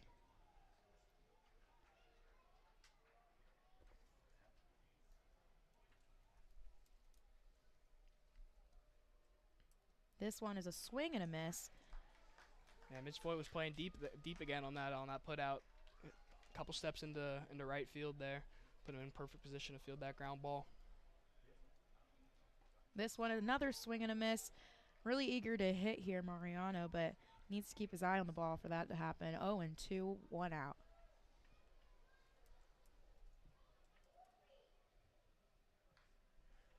This one is fouled backwards. 0-2 still. Sun, I think, is starting to become a factor for the catcher and the hitter here. It's starting to set over the right field. And then this pitch is popped up over Carey's head, but Max DeBeck calls him off and is able to make that catch. Or Ibarra calls him off and is able to make that catch. Ibarra now playing first. Yep. This one's also becoming a bit of a factor for us here in the booth. Oh, yeah, I'm right in our definitely eyes getting now. a tan right now. That's the one issue with the Ray Fisher Stadium is the sun is right in the back of right field. But great for the players, though. None of them really have to deal with. Exactly. much sun in their eyes. This pitch is a little outside, called ball. 1-0 with 2 outs.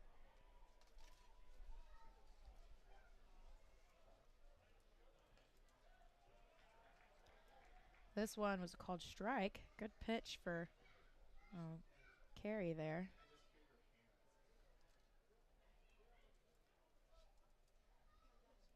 Here comes the next pitch, and it is grounded to center field. Mitch Voigt unable to make that, and neither is Benny Casillas, so Gregory Pace Jr. picking that up in the center field. Yeah, tough play for both the middle infielders there.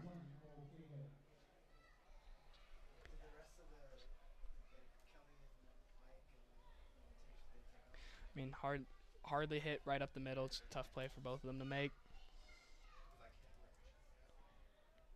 Yeah, now we have Cahill up to bat.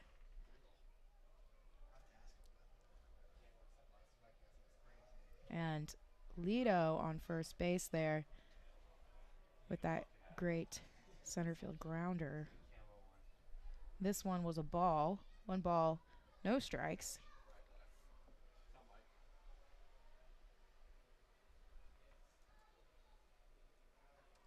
This one was a beautiful strike by Carey.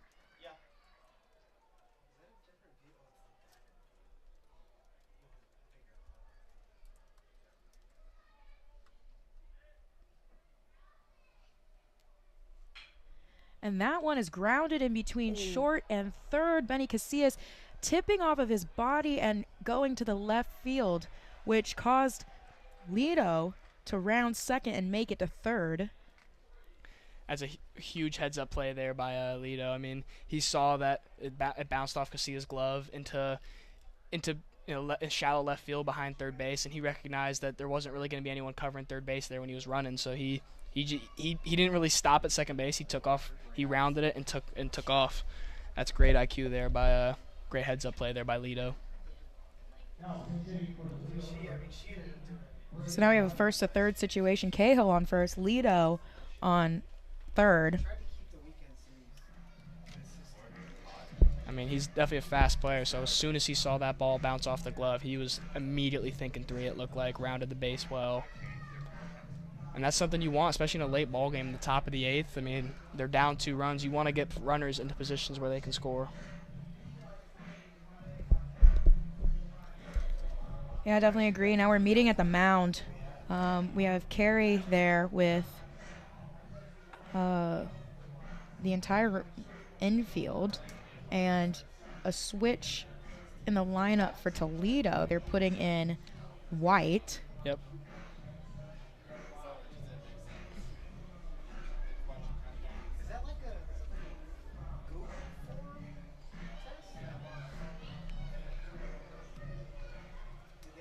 Braden White, a catcher and a senior who bats .222 in a first to third situation with Cahill on first and Lido on third.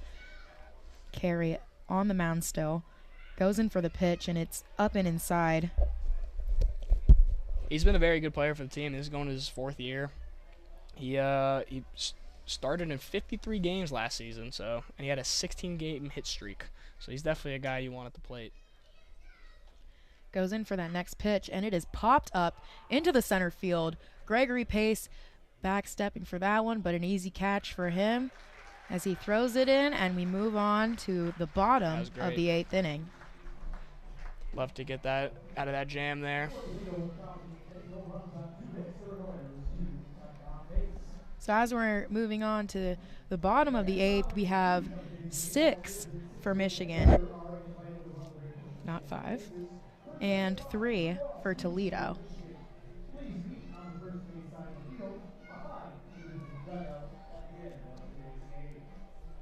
Although they might be calling it. I think there's some technical difficulties with the stat broadcast website right now. Which is where we get our live stat updates for the game. So yep. Apologies for that. We're good now. It's been a little wonky this game. We got Cade Ladahoff leading off here. He's 1 for 3.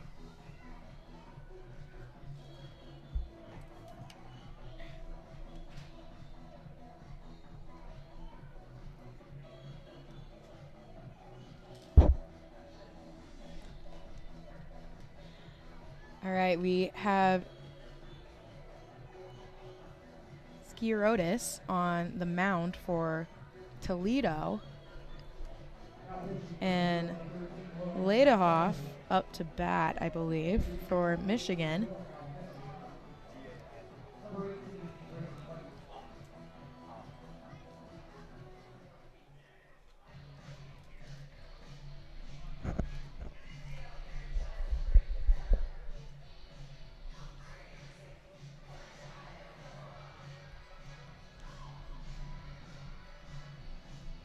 You can see both teams are starting to switch things up, adding in new players, taking out old ones.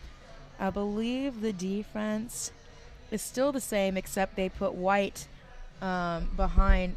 Yeah, he's behind the dish now. The plate, yeah, instead of Cote, which Cote was doing a fantastic job. Fantastic. I think part of the reason was, I mean, White has just been a really great bat for them this season. I mean, he's had a 5-game hit streak earlier. Cote was definitely doing well behind the plate, but I think they want a little bit better of a bat in that position of the lineup. Yeah.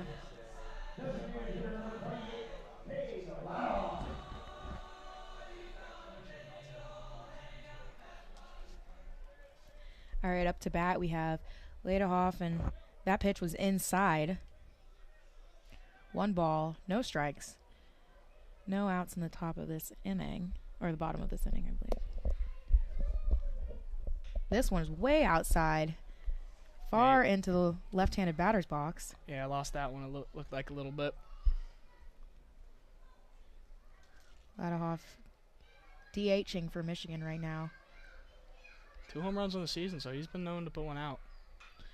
And he pops this one to right field. Konzak there and catches it. Not letting anything happen in the right field there. Nope. The outfield play this game has been very good. Been great to see. They've all been getting great jumps in the ball, taking great routes behind them, getting behind the ball. You got catcher Matt Spear coming in for his second at-bat. His first one he struck out, which was a common theme for a lot of the new guys put in for Michigan. This pitch comes in, and it's outside. 1 ball, no strikes, 1 out.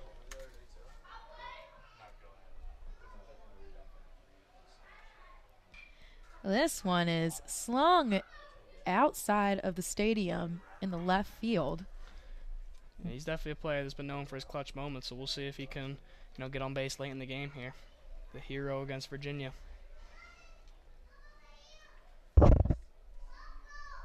One's across the boards here as this next pitch comes in, and it again is outside. 2 balls now, 1 strike, 1 out.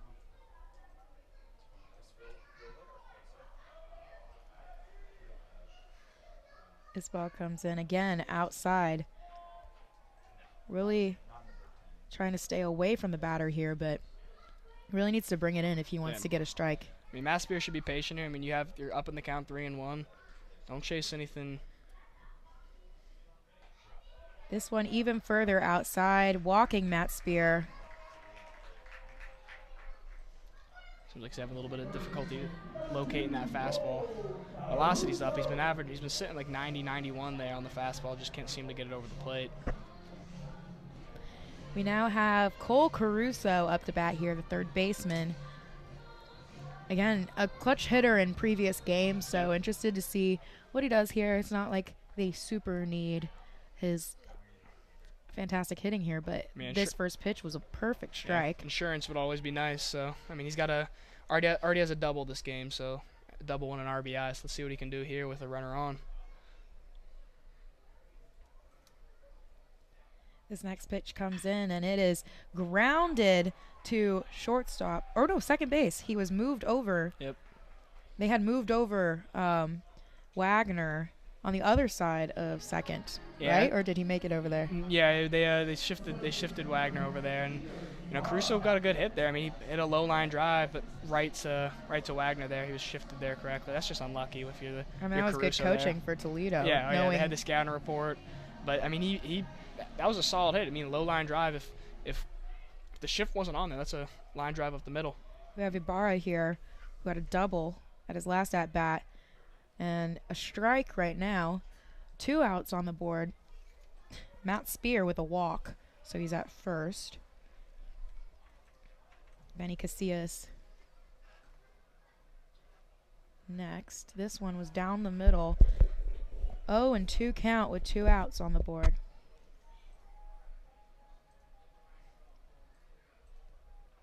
Definitely want to protect here, see if you can keep this going, start a little bit of a 2-out rally, so you can end up getting some insurance runs this inning.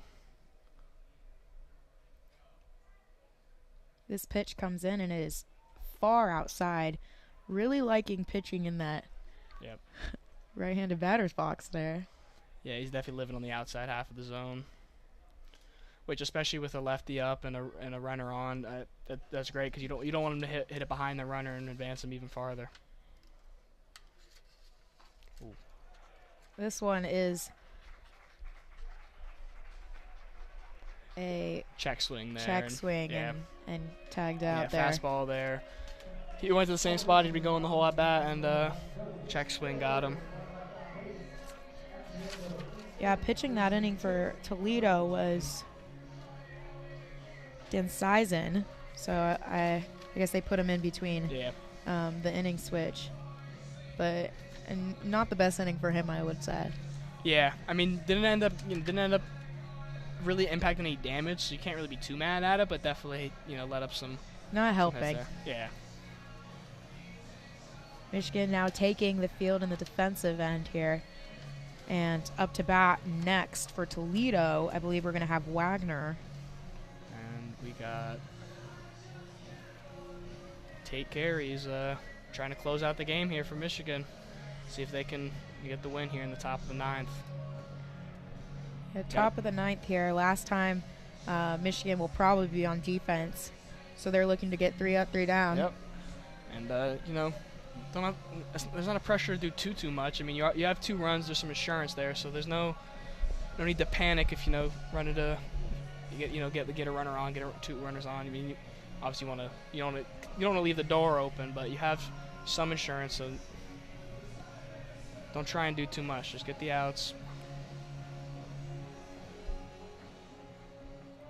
So we have that new defense in. And Wagner up to bat for Toledo, 1-2 today, and a 188 batting average for today.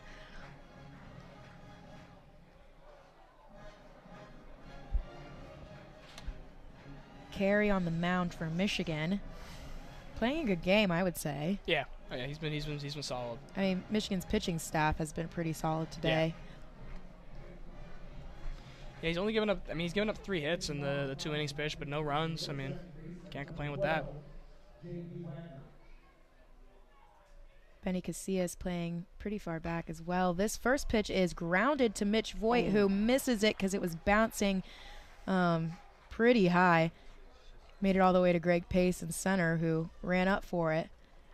Able to hold Wagner at first base. Yeah, it's a tough play to make. I mean, he was shifted more towards the gap between first and second, so that was chopper up the middle.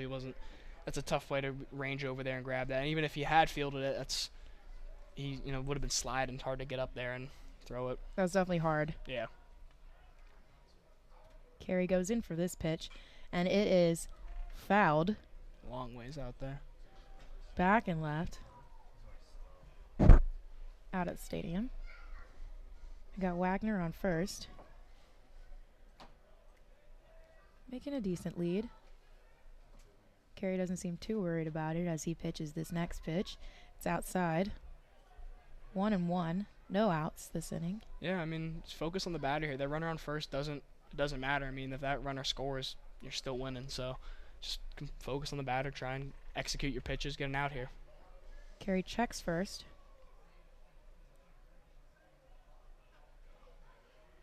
Decides to go for the pitch as this one is grounded to Mitch Voigt. And Carey tries to make the run to first as Ibarra goes towards second base. That's a tough play to make there. Really tough. I mean, good hustle for Carey, though, but unable to make it happen. I mean, Mitch Voigt was playing kind of deep, so he had to charge in on that, and Ibarra was ranging to his right to get there, and I think Carey just kind of read it a slight second too late, so he wasn't running over to cover first there. So then there was a little bit of a hesitation, and when Mitch Voigt tossed it to him, it wasn't in time. So now we have Wagner on second, Konzak on first, and Skolvin up to bat as his first pitch is outside and low. 1 ball. No outs this inning. Shifting A.J. Roush out there to left center. So that looks like to me they're going to try and pitch him either down the middle or well, not down the middle, but outside half of the plate. They don't want to give him something to pull.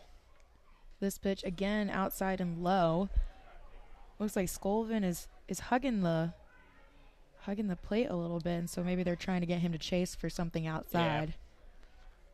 Yeah, and they don't want him to be able to pull because, I mean, Roush is playing so far into left center. There's a lot of space down the line. This one comes in and nearly hits his elbow, but it is a strike. Again, he's hugging the base there. Yeah. I mean, if he's crowding the plate, so that's those pitches that are on the inside half are going to seem like they're a lot more inside than they are in reality. 2-1, no outs. This pitch comes in, and it is line drive to Gregory Pace Jr. out in center field. He comes for it and makes the throw to Ibarra, who is near the mound. It's only a single there. Great charge by Greg Pace in center to keep things only to a single. Yeah, it was good. He charged in on that because if he was a little bit too relaxed and laid back on that, they might send the runner from third there. So he had to, and that was a good throw. Good solid throw, got it in quick to prevent the runner from advancing there. He's also playing a little closer to the infield than I think. I think it was A.J. Roush who was in center before him was playing and quite deep, it's helping him out a little bit because there's been a couple of grounders like right over the mound that he's been able to prevent from getting to be like a double or a triple or something like that. So now we have bases loaded and a pitching change here. This would be a tough jam to get out of. Yeah, no outs on the board and bases loaded. And Sudbrook up to bat. Will Rogers coming in maybe? Which Will Rogers, I believe, is their wild card pitcher. I can't see the number yet. It looks like him though. It does from the booth. Yep, Will Rogers coming in. Stat broadcast updated it. I mean, he was a transfer from Arizona State, played there for 2 years. Yeah. He earned a save against Stetson, so let's see if he can earn a save against Toledo here. And he also is a pretty good two-way player. I mean, he's batting .400 also. Yeah. I mean, that's, like, interesting because you don't really see too many pitchers who bat. I mean, Mitch Voigt, he plays, like, pretty much every position, including pitcher, and so he also bats. But Will Rogers pretty much bats or pitches. Yeah. So it's really interesting that you have a batter and a pitcher here, and he's a great batter. Well, Will Rogers, I think he won the award this past week for a two-way player because, I mean, he had some insane games, some stat lines against Illinois. This past season, I mean, he pitched 49.1 innings, and then on top of that had 40 hits with 6 doubles, a triple, and 8 home runs. So, I mean, he's as good as a two-way player as there is in the Big Ten right now. So let's see if he can earn his second save of the season so far. Tough jam to be put in, but I mean, no outs and bases loaded. You have Skolvin on first, Konzak on second, Wagner on third, which is basically the top of your lineup. Yep.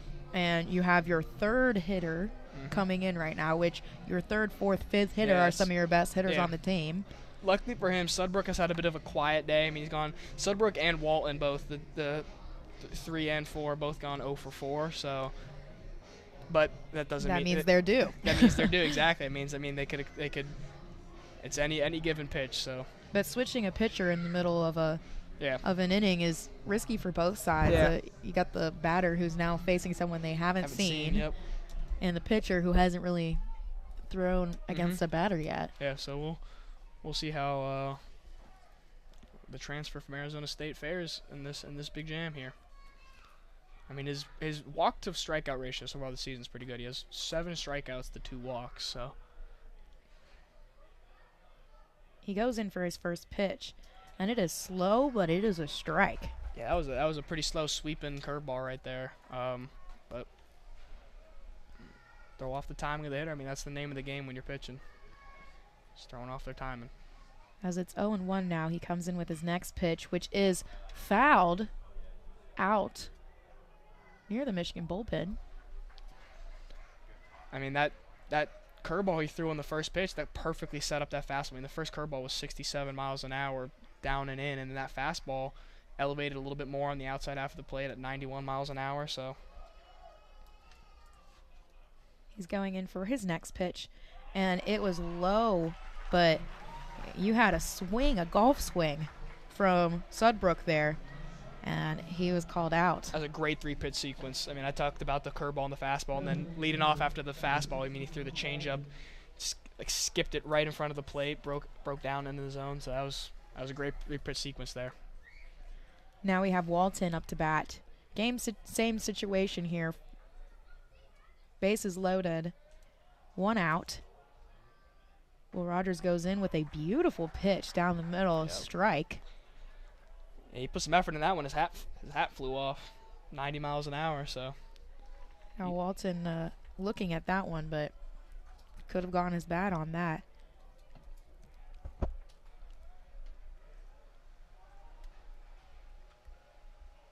And the next pitch comes in, and it is inside, 1-1 with 1 out. Don't know if the Nats mic picked up that, but the crowd seemed to want that as a strike.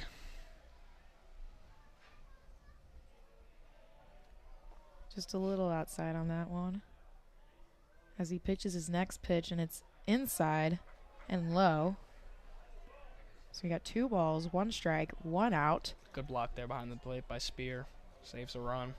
Did great facing his first batter. Really strategic on his pitches. Yeah, let's see how this is the first time he's fell behind in the count, so let's see how he answers back. This one again low and inside.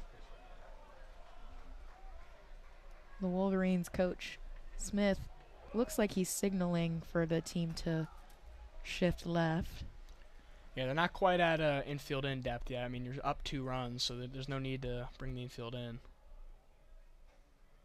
And this one low and inside, but a strike. This one making it right into the Walton did not zone. seem to like that call. He started to walk off, but I mean, that's the right call. I mean, that was on the inside corner. I mean, he was trying to make that pitch happen the last 2 pitches and was able to get it and make it full count with 1 out. Bases loaded.